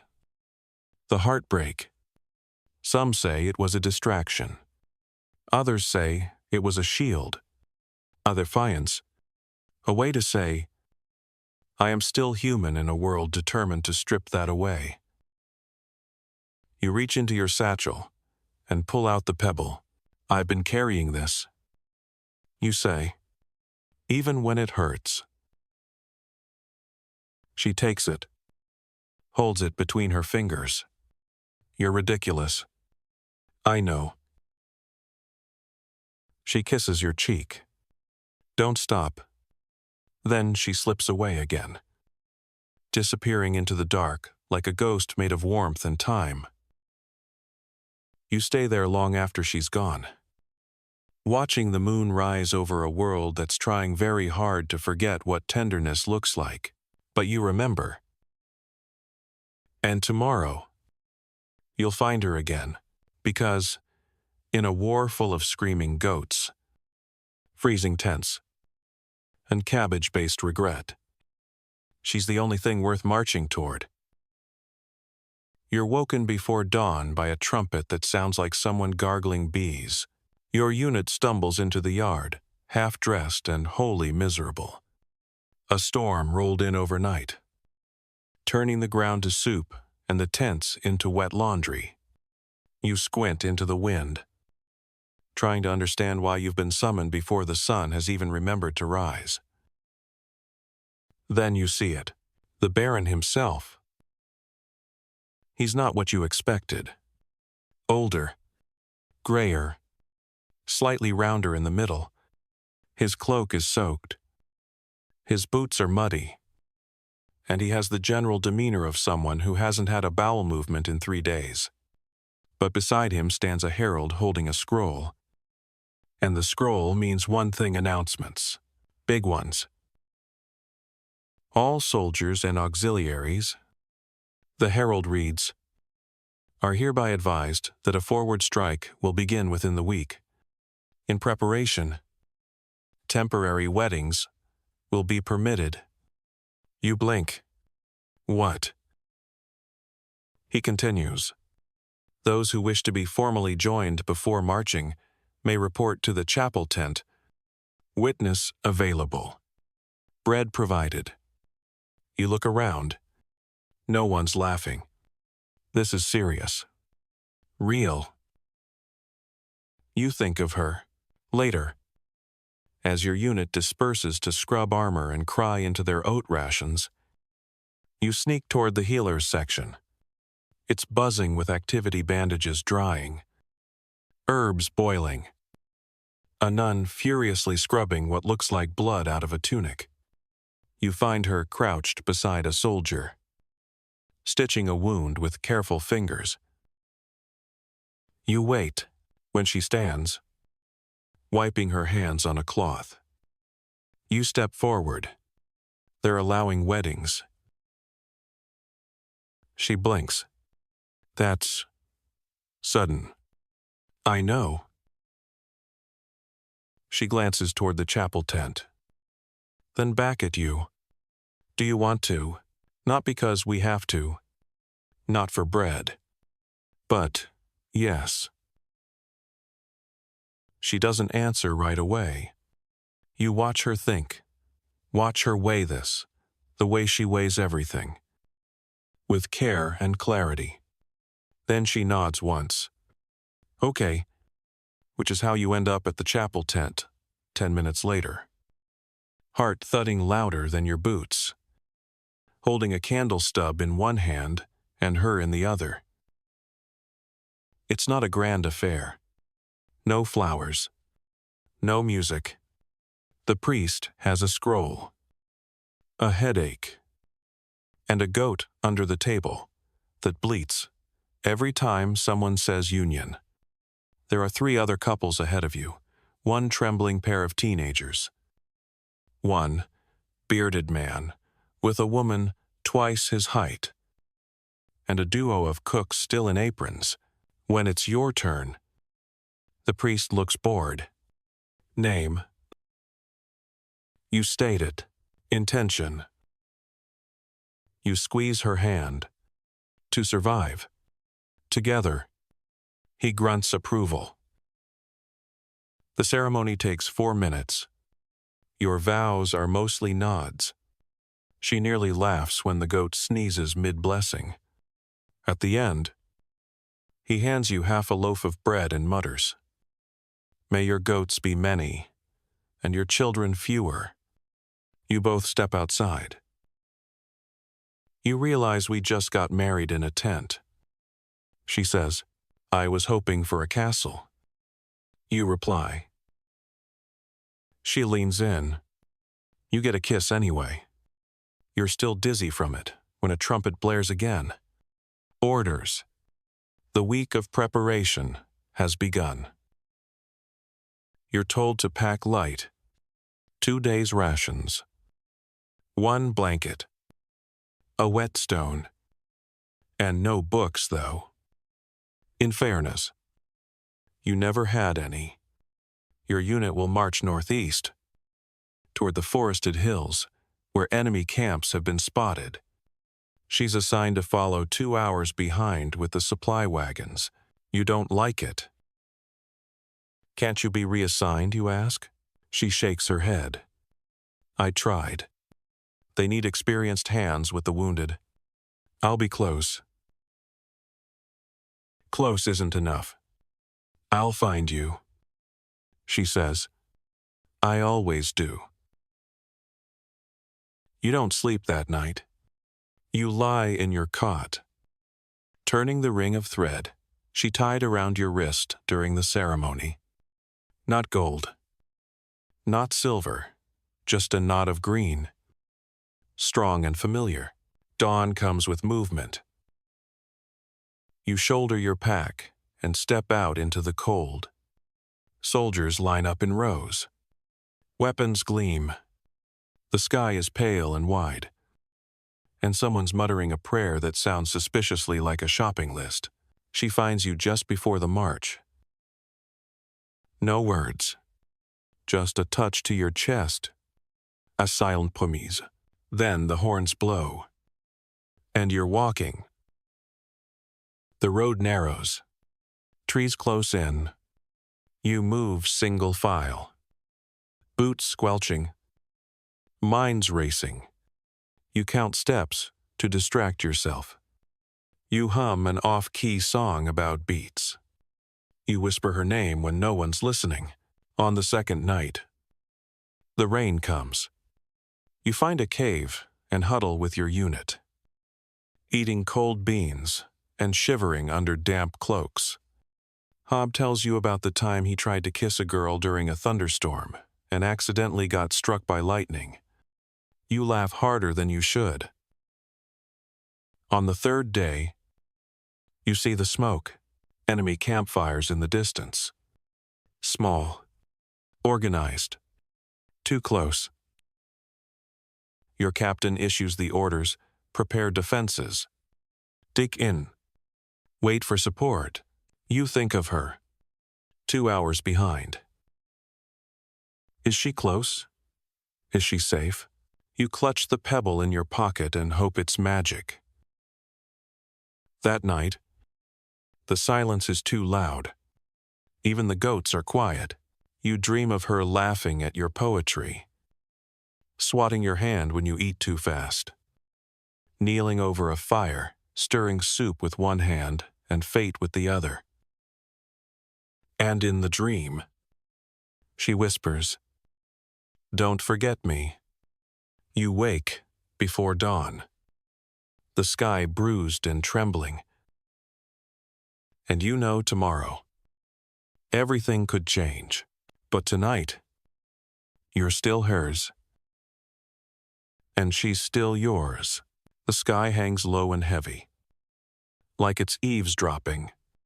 You and your unit crouch in the trees above the enemy encampment, watching smoke curl lazily from their cook fires. No shouting, no movement, just the kind of eerie calm that always means something awful is about to happen. Hob nudges you and whispers, "Reckon they're asleep, or just pretending to be furniture." You don't answer. Your hand tightens around your spear. Behind you, wagons creak faintly through the trees. Your supply line. Her supply line. You strain to hear more. A cough. A voice you might recognize. A footstep in rhythm with the way she walks. But there's nothing. Just wind and branches and nerves. The captain signals, "Attack at dawn." You're pulled back to the makeshift trench. Your unit calls home.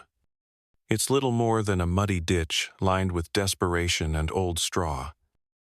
But it'll do, as the others settle in sharpening blades, muttering oaths, gnawing on salted root. You find yourself tracing circles in the dirt. The pebble with the scratched heart sits in your palm like a promise. You don't pray. Not exactly, but you do whisper to it. Night falls hard.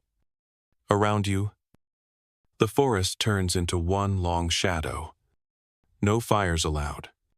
Just cold breath and colder thoughts. Someone starts humming a lullaby meant for goats. You close your eyes and pretend it's her voice. Then a rustle. Fast. Urgent. A figure in a cloak stumbles toward the trench. Hands go to weapons. "Friend," she gasps. "It's me." It's her. She's soaked. Wild-eyed.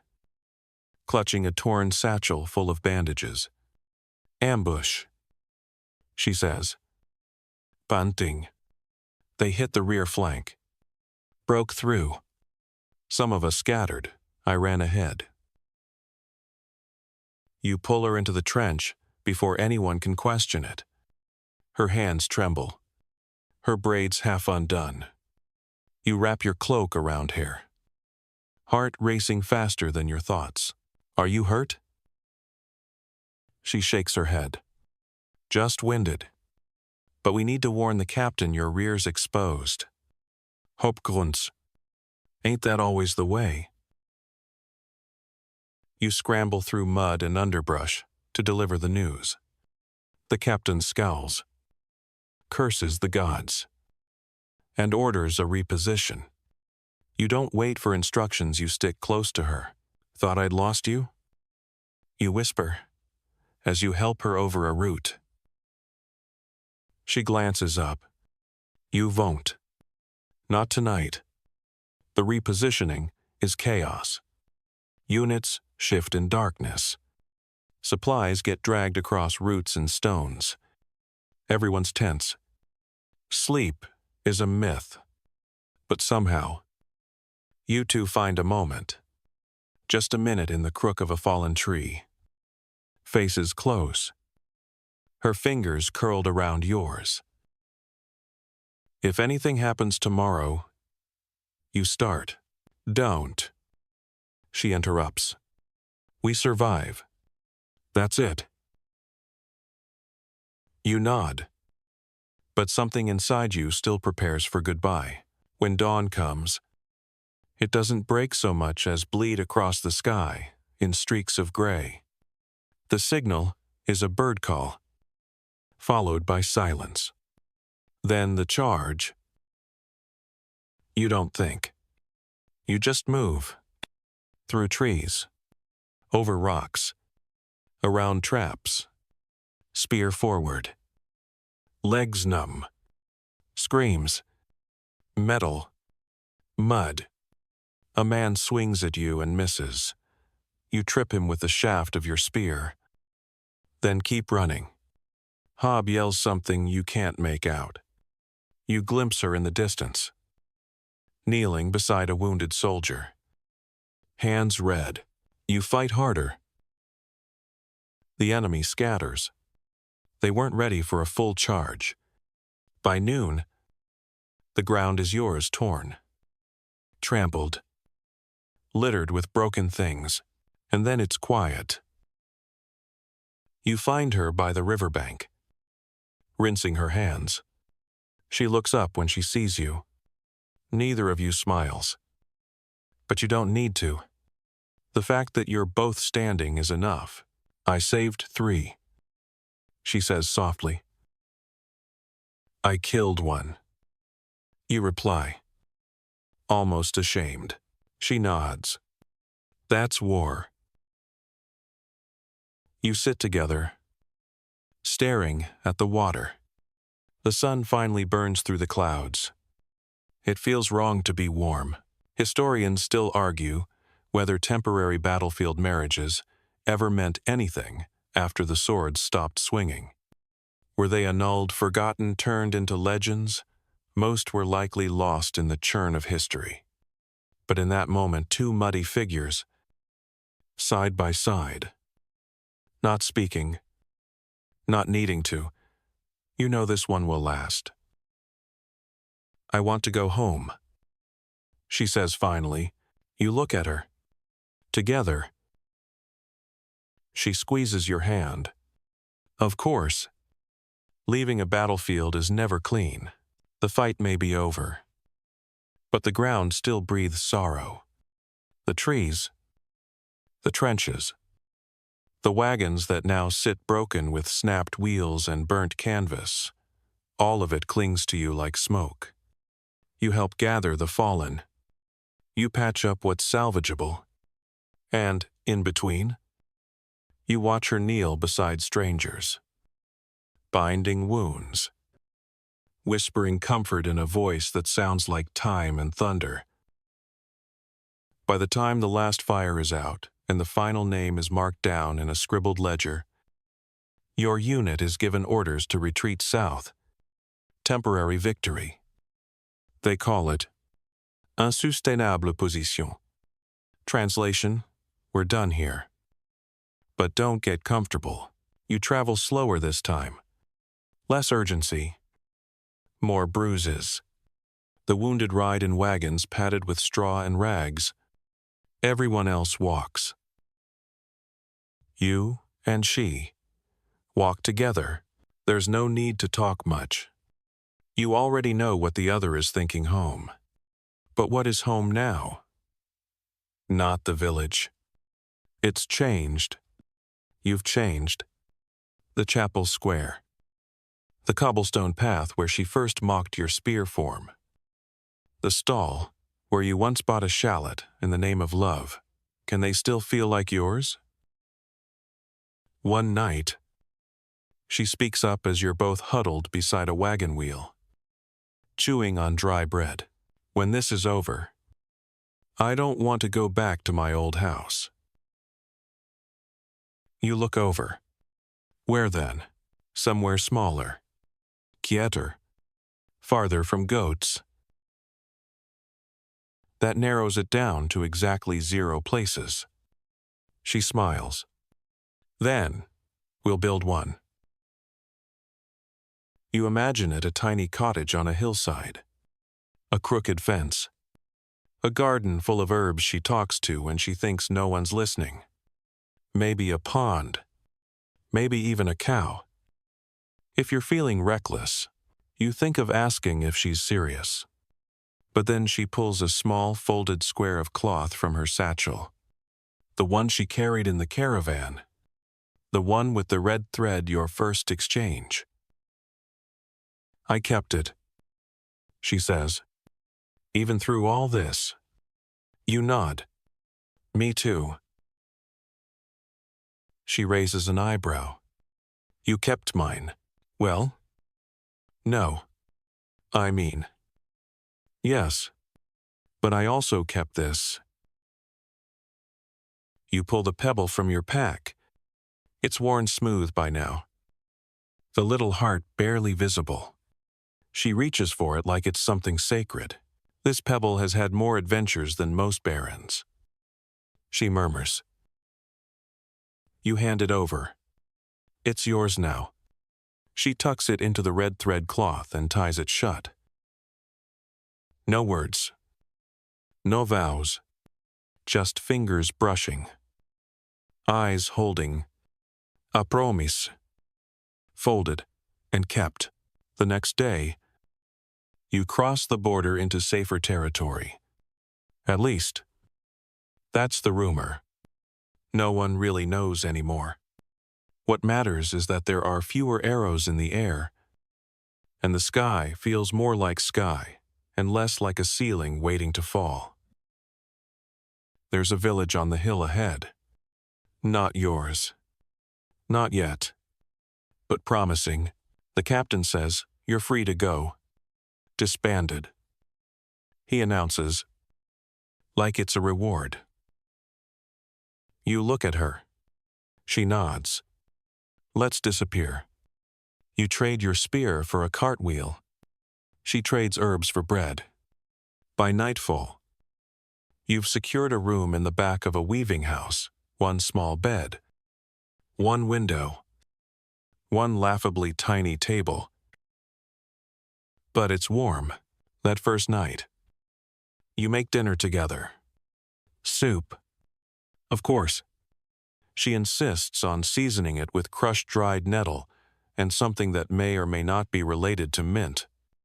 You stir while she hums an old song about a knight who fell in love with a hedge. It's perfect. After dinner, she unpacks her satchel for the last time. Among the bandages and tinctures, she finds a worn bit of wax paper and unfolds it to reveal the daisy. Faded. Cracked. Still intact. You still have this. She shrugs. It keeps out sadness. Remember, you take her hand. Press it over your chest. Then keep it close. You don't have a ceremony. You don't need one. But that night, she slides her thread-wrapped pebble onto the table between you. This, she says, is our chapel. You nod. And this table is our altar. And this soup is still too spicy. You finish. She laughs. And something lifts in the room. Historians still argue whether battlefield unions held strong once peace returned. Some say couples drifted apart when the urgency faded. Others claim that hardship forged something deeper. Something less about ceremony and more about staying, even when staying wasn't easy. You don't know which camp you belong to. You just know that. Right now. She's asleep beside you. Arms slung over your ribs. Breathing like she finally trusts the night not to betray her. And that's enough. Tomorrow, you'll plant things. fix the cart, maybe talk to the old woman in the market about goats. But tonight you're just two people in love, lying on a straw bed that creaks with every breath, wrapped in thread and dust, and the kind of peace that doesn't need an audience. Spring arrives, not with a grand fanfare, but with the slow, sneaky confidence of someone who knows they've survived something. You notice it first in the breeze, softer, with less bite. Then, in the way the dirt finally stops sucking at your boots with every step. And one morning, as you step outside your little weaving house room, you catch her standing in the patch of sunlight near the door. Eyes closed, arms crossed, smiling for no reason at all. Smell that she says. You sniff. Mud. Slightly less wet than usual. She rolls her eyes. No. That. It's thawed. Rosemary. You sniff again. There it is. Earthy. Green. Real. Since settling in this hilltop village, your life has shifted into something simple and oddly profound. You barter your labor to build fences, repair wheels, latrines, and do anything else that doesn't require advanced literacy. She's quickly become indispensable healing coughs, setting sprained ankles, and inventing salves that smell suspiciously like whatever was left over in last week's soup. You sleep on a straw mattress by the window now.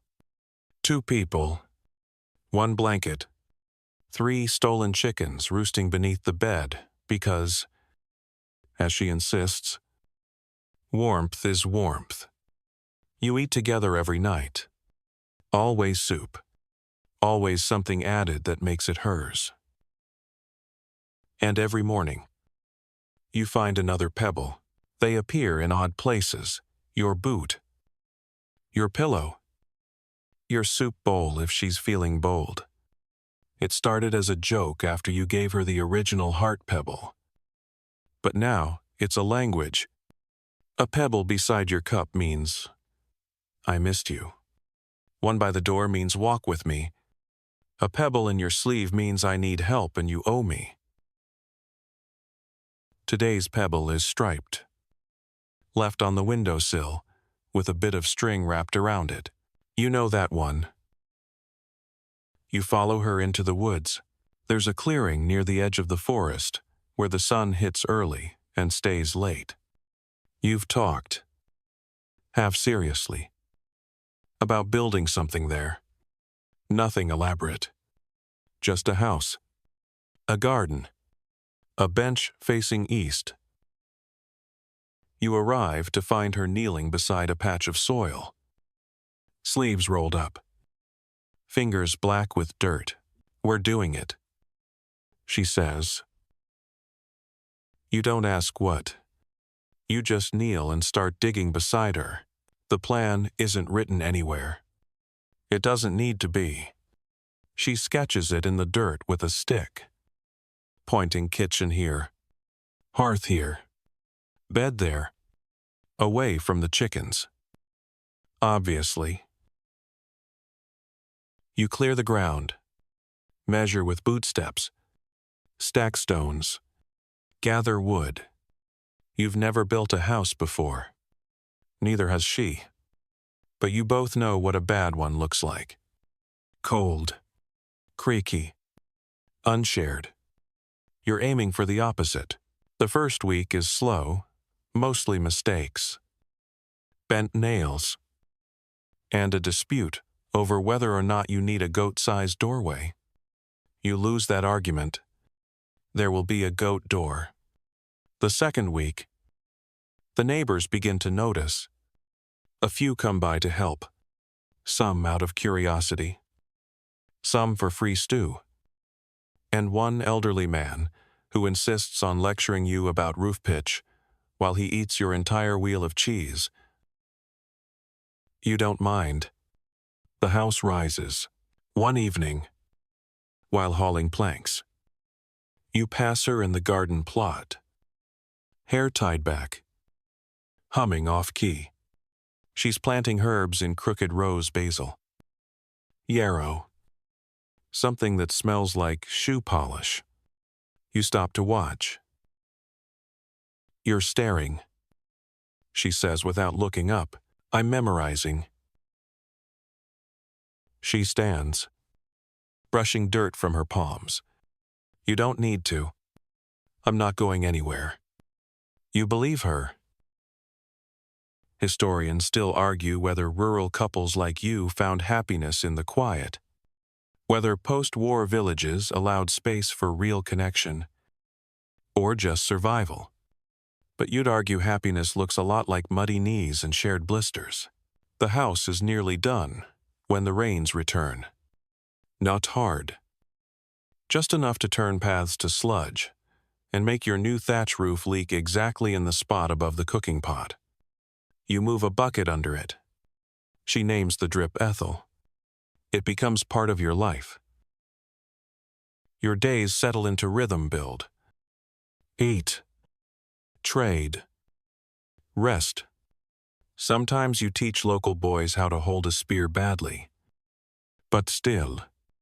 Sometimes she makes herbal wine that tastes like tree bark, but makes people giggle. One morning, you find a note under your pillow. Not a letter. Just 2 words scrawled in charcoal. Our home. That night, you sit by the fire pit. New walls around you. Roof above. Stew bubbling. She leans against your shoulder. "We never had a proper ceremony," she says. "We had a priest. We had a goat that sneezed through the whole thing." You chuckle. "Want a do-over? Just a moment." She stands, takes your hand, and pulls you outside. The stars are huge here. Uninterested in your problems.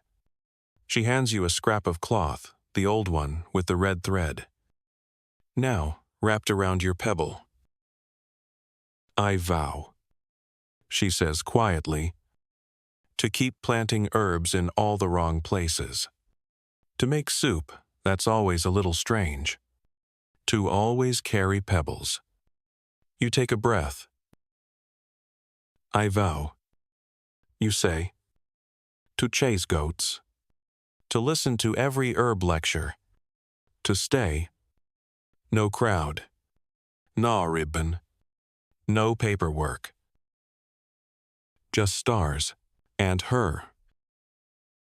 By midsummer, the roof doesn't leak anymore, at least. Not in the places that matter. You've patched the worst bits, shifted the angle, and declared a truce with Ethel the drip, who now resides peacefully in the shed. The house is rough. Sure. But it's yours. The hearth crackles each night. The garden's a half-successful tangle of herbs and weeds. And the goats have finally stopped headbutting the front door. Usually, you spend your mornings fixing things: a wheelbarrow that lost its wheel, a neighbor's fence post, a pan someone used as a helmet during last month's festival. She spends hers elbow-deep in salves, lecture, and villagers who now knock on your door, asking for the clever herb girl with the sharp tongue and the calm hands. She never turns them away, even when they come smelling like spoiled fish and superstition.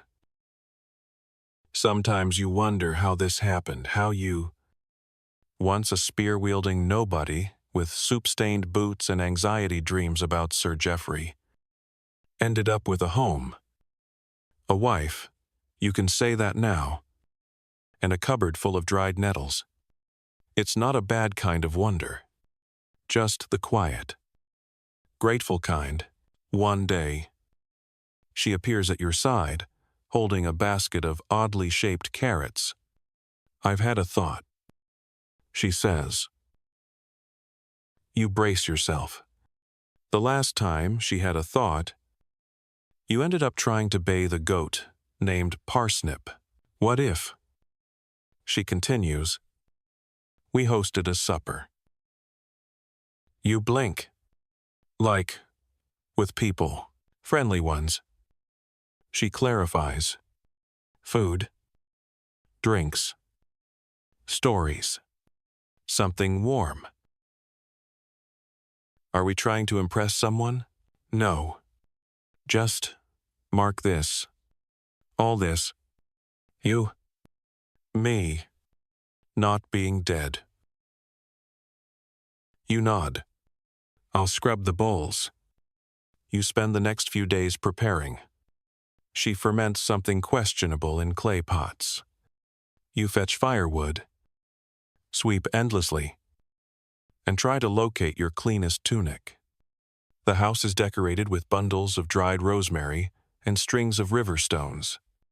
She says it wards off ill luck. You're not superstitious. But you don't argue. The guests arrive just before sunset. Clara comes first, holding hands with Brother Tomlin. Yes, that Brother Tomlin, now gloriously not a monk, and sporting a beard that looks like it was grown out of spite. Hob follows, grinning, with a loaf of bread and a story about how he accidentally started a cheese cult in a nearby village. Even Zista Apollina appears, reluctantly, bearing a jar of something she claims is for digestion. No one dares open it. The table groans under the weight of stew, root vegetables, a pie that somehow survived both of your attempts at baking, and a flagon of her mint thistle wine that smells like summer and regret. There's laughter. Loud. Rough. Real. Someone sings. Someone else dramatically recites your old battlefield poem, lantern ribs and all, and everyone groans. You sneak glances at her through it all. She's glowing. Not in the poetic sense. Literally glowing from the firelight. The wine. The joy of not having to bandage anyone tonight, after the last bowl is scraped and the final goat is shooed off the bench. You find yourselves alone, outside, standing beneath a sky stretched thick with stars. That went well. You say. Apollina smiled. Once. That's historic. You lean against her. They like you. They like us. She corrects. We made something. Even if the soup had too much garlic. You pretend to be offended. Then, softly, she adds, it's strange. I thought peace would feel quiet, but it's full of noise I don't mind. You nod. I think we filled the silence. Historians still argue whether couples like you ever found peace after war. Some claim most drifted apart, unable to adjust to normalcy. Others believe the struggle bonded people tighter than ceremony ever could. Either way, no scroll or poem or painted tapestry will ever tell your story the way this moment does. You slip your hand into hers. She opens her palm to reveal a small object, a new pebble. This one's smooth, polished by the river, etched crudely with what might be two stick figures holding hands. You made it. Weeks ago, but never knew how to give it to her. She found it. Of course she did. She closes her fingers around yours and whispers. For the next chapter, you press your forehead to hers. What's it called? She grins. Us. Summer fades the way a candle burns low, slow. Flickering. Reluctant to let go. The wind changes first.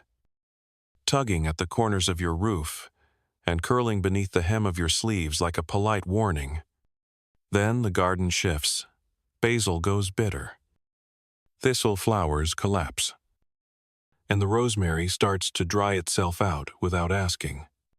You and she gather herbs by lamplight now, your fingers brushing in the dusk, hands smelling of mint and old earth. You've fallen into a rhythm. Wake early. Sweep the hearth. Check the goats. Trade with neighbors. Heal the occasional blacksmith burn or nervous rash caused by bad turnips. You've started calling the goats by names from her old battlefield unit.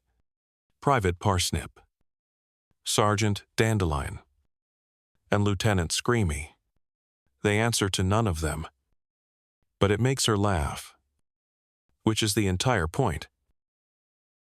One morning, you wake to find her already up, sitting by the window with a blanket around her shoulders, cradling a mug of something too herbal to be legal.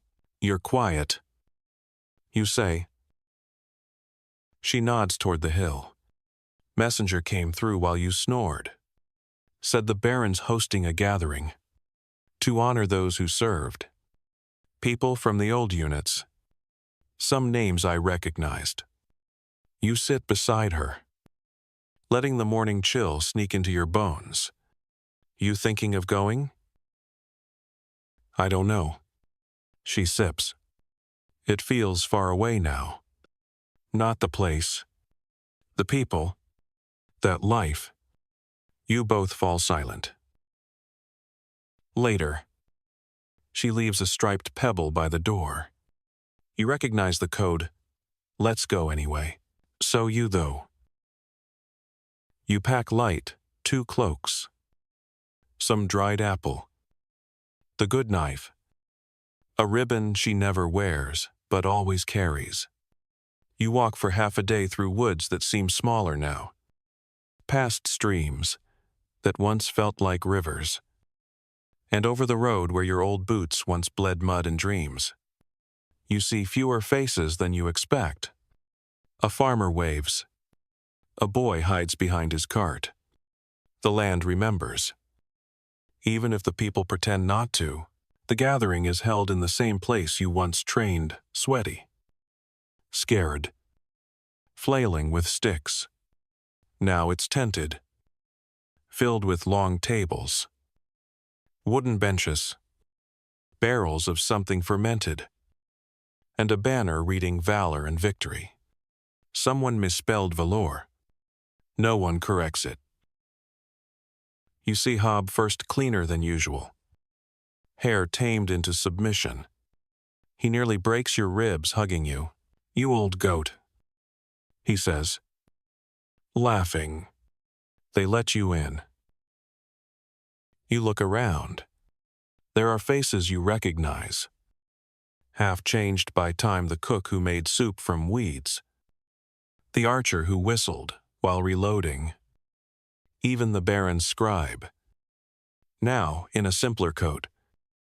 Still squinting at his own handwriting. Then, behind a table of dried fruit and over-pickled eggs, you spot him. Sir Geoffrey, still tall, still shiny, less smug now. His cape's gone, and his tunic has a stain shaped exactly like a regret. Sees you, pauses, and knows. You nod back. She appears beside you, arms crossed, eyebrow raised. Is that the one who compared me to a damp moor? Technically, yes. She considers. Looks more like a retired turnip now. You both burst out laughing. There's music familiar tunes turned slightly off-key by a drunk flutist. A speech. Blessedly short. And then a round of toasts. For the fallen. For the returned. For the ones who stayed behind and kept the villages running. You and she sit side by side. knees, touching. You don't drink much. You're too busy watching her face when she hears the names. Sees the memories walk past in flesh and faded uniforms. There's pride there, and sorrow, and something else, peace. Maybe, afterward, as the tents are packed up and the fire pits go out. You linger near the tree line. She holds your hand, tighter than usual. Was it strange, you ask? She thinks. No. It was necessary. Not for them. For me. Closure. No. She says. Continuation. You walk home by moonlight. No words needed. When you reach your cottage, you light the hearth, shed your boots, and collapse onto the floor with a shared groan. She places a new pebble on the shelf. Right beside the others, a collection now. A history. You whisper, "We're not who we were." She curls beside you, tucks her head against your shoulder. "No," she says, "we're better." Historians still argue whether people like you ever found closure after war. Most records fade, erode, or never get written. But every now and then, in some quiet house at the edge of a forest, a shelf of pebbles tells a story that textbooks never could. The story of two people who chose love again and again, no matter what. The first frost arrives like an uninvited guest early, smug, and entirely unwilling to leave. You wake to a silver sheen on the windows, a reluctant fire in the hearth, and the goats clustered so tightly against the kitchen wall that you consider charging them rent. She's already up. Of course. Crouched by the stove, muttering to a pot of something bubbling and green. It snowed in the high hills, she says, without turning. Tomlin Sandvort. Clara made him build a second chimney.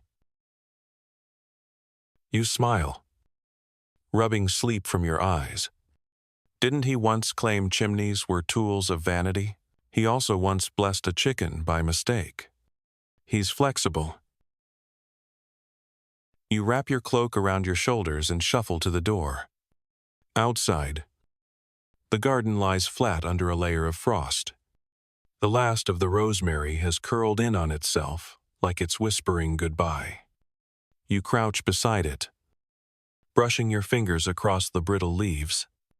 Another season, nearly done. Inside, she's ladling soup into bowls. I've been thinking, she says. You pose. Oh no. She ignores you. We should host again. A winter meal. Before the deep snows come. For the ones who stayed. You glance around your one-room miracle of a house-patched roof. Crooked chairs. A shelf full of pebbles. And two goats, currently trying to chew through a curtain rod. Think we can fit them all. She smirks. Who said it had to be inside? And so begins the preparations for the coldest supper of the year. You gather wood. Stack it high.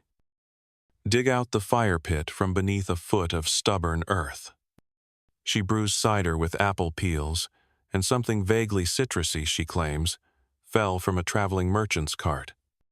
You repair benches, string lanterns, and catch Hob trying to hang mistletoe above the goat pen. He winks. You relocate it. The villagers arrive wrapped in furs and carrying mismatched bowls. Someone brings a wheel of cheese, shaped like a cat. Someone else brings a roasted parsnip that looks suspiciously like Sir Geoffrey. Laughter spills into the frostbitten air like steam. She stands in the center of it all, Cheeks pink. Ladle inhand. Directing seating like a benevolent queen of soup. You hover nearby, ladling cider, dodging a child who's absolutely determined to attach icicles to every goat. The fire crackles. The sky turns violet. Stars appear, shy and blinking. Then, a voice says, "Speech." You freeze. The crowd begins to clap, chant, stomp. She looks at you, eyebrow raised. No. You mouth. Yes. She mouths back. You clear your throat. Stand. Raise your cup. You're Nabard. But you speak anyway. You thank them for showing up, for surviving, for carrying stories, scars, songs. You tell them this home, this place, they was built not by tools or timber, but by people who refused to stay broken, people who chose kindness even when everything said not to. You don't mention her name. You don't have to. Everyone's looking at her already. She steps beside you, takes your hand, and says simply, "Eat before it freezes." Cheers. Laughter. Relief. Later, when the fire dies down and the last lantern flickers out, you both sit by the glowing coals. Snow begins to fall, quiet and unhurried. She leans against you. You did well. You always say that when I don't spill anything. No, I say that when I feel safe. The snow thickens. Around you, the world blurs into silence. The last guest has gone. The goats snore loudly, defiant, even in slumber. She hands you something small. Another pebble. This one's warm from her pocket. Etched with a new mark, a spiral. What's it mean, you ask? She shrugs. Maybe that we're not finished yet. You tuck it into your palm. Press it against your chest. Historians still argue whether love ever truly survives the hard winters. Whether what is forged in fire can endure the frost. Whether memory alone is enough. You'd argue yes, because in the heart of snow, you sit beside her. Fire in your chest. Spiral in your hand. And no, this isn't the end. Just another season. By late winter, everything creaks. The door, the floorboards, your knees. Even the trees moan when the wind pushes through them. Like they're all old folks, complaining about the draft. The snow outside is thick, crusted in places, soft in others. Your boots vanish into it as you shovel a narrow path from the front door to the well, which now requires gentle persuasion and a slightly menacing stick to yield water.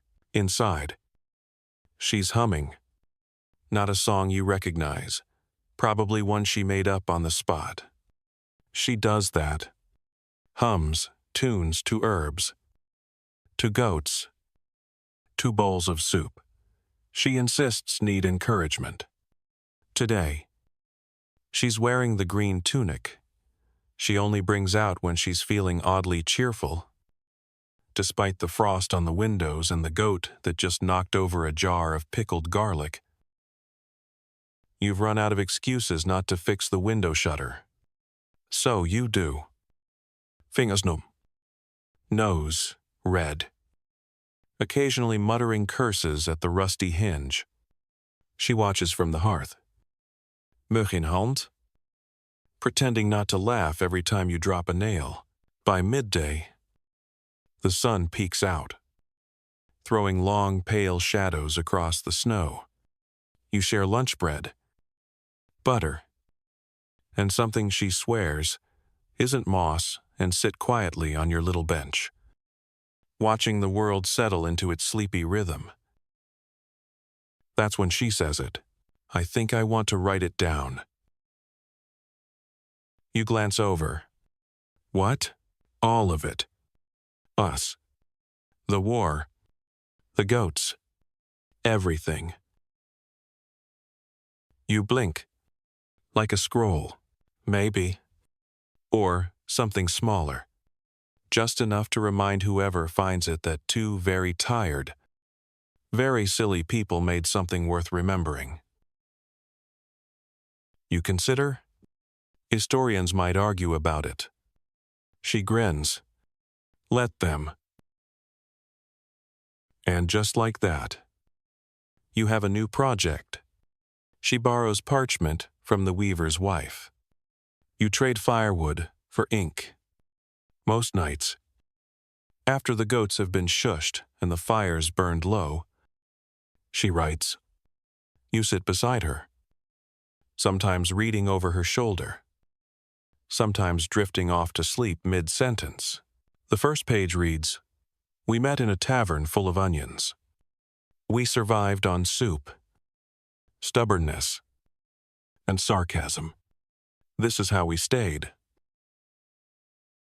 Weeks pass. The snow begins to melt. You fix the roof again. Plant early seeds in hopeful soil, and chase a particularly clever chicken out of the root cellar. She mends the blankets, organizes the herbs, teaches a neighbor's daughter how to make a poultice from pine resin and honey. You're both a little older now, a little softer at the edges, but she still laughs the same way when you step on a rake, and you still watch her when she thinks you're not looking. One evening, she sets the nearly finished scroll beside your bowl and says, You should write the ending. You stare at it. What if I mess it up? She shrugs. Then, I'll fix it. Like always. You take the quill, dip it, and write, We didn't get a perfect life, but we got the one we made, and that was more than enough. Outside, a breeze whistles past the shutters. The garden waits beneath the earth. Spring is close. You can feel it in your bones. In hers too, you lean back. Rest your hand over hers. We did it. You whisper. She closes her eyes. We're still doing it. Historians still argue whether quiet lives mattered, whether the stories not written in ink or chiseled into stone ever made a difference. But you know better. You lived the kind that does. The fire crackles lower now. Just soft orange light flickering along the walls of your little cottage. Outside, the snow continues to melt. Tiny rivulets trailing toward the garden, whispering of green things waiting beneath. The wind no longer bites it, sighs. Tired from the long winter. You and she sit together, knees touching, hands entwined. Two halves of a story that never needed grand battles to be brave. Just showing up, day after day, was enough. Just choosing each other, again and again. In the quiet moments, in the muddled ones, in the cold, above. The stars blink into view, slow, percent, as if they've been listening to your tale and are now leaning closer to hear how it ends. You don't speak. You don't need to. The silence between you has changed. It's no longer empty. It's full. Full of soup recipes, pebble codes, tired laughter, whispered vows and nights spent side by side through things no scroll will ever capture quite right. She rests her head on your shoulder. You exhale. Deep. Full. Content. The past is behind you. The snow is melting. And somewhere, in a drawer or under a pillow, is a small cloth bundle, tied with red thread proof that even in the hardest of times, two people found each other and built something that lasted. Sleep now. You've earned it. Let the goats keep watch. Let the wind settle in the trees. Let the hearth's last ember glow low and steady, because in this quiet, you're home. Sweet dreams.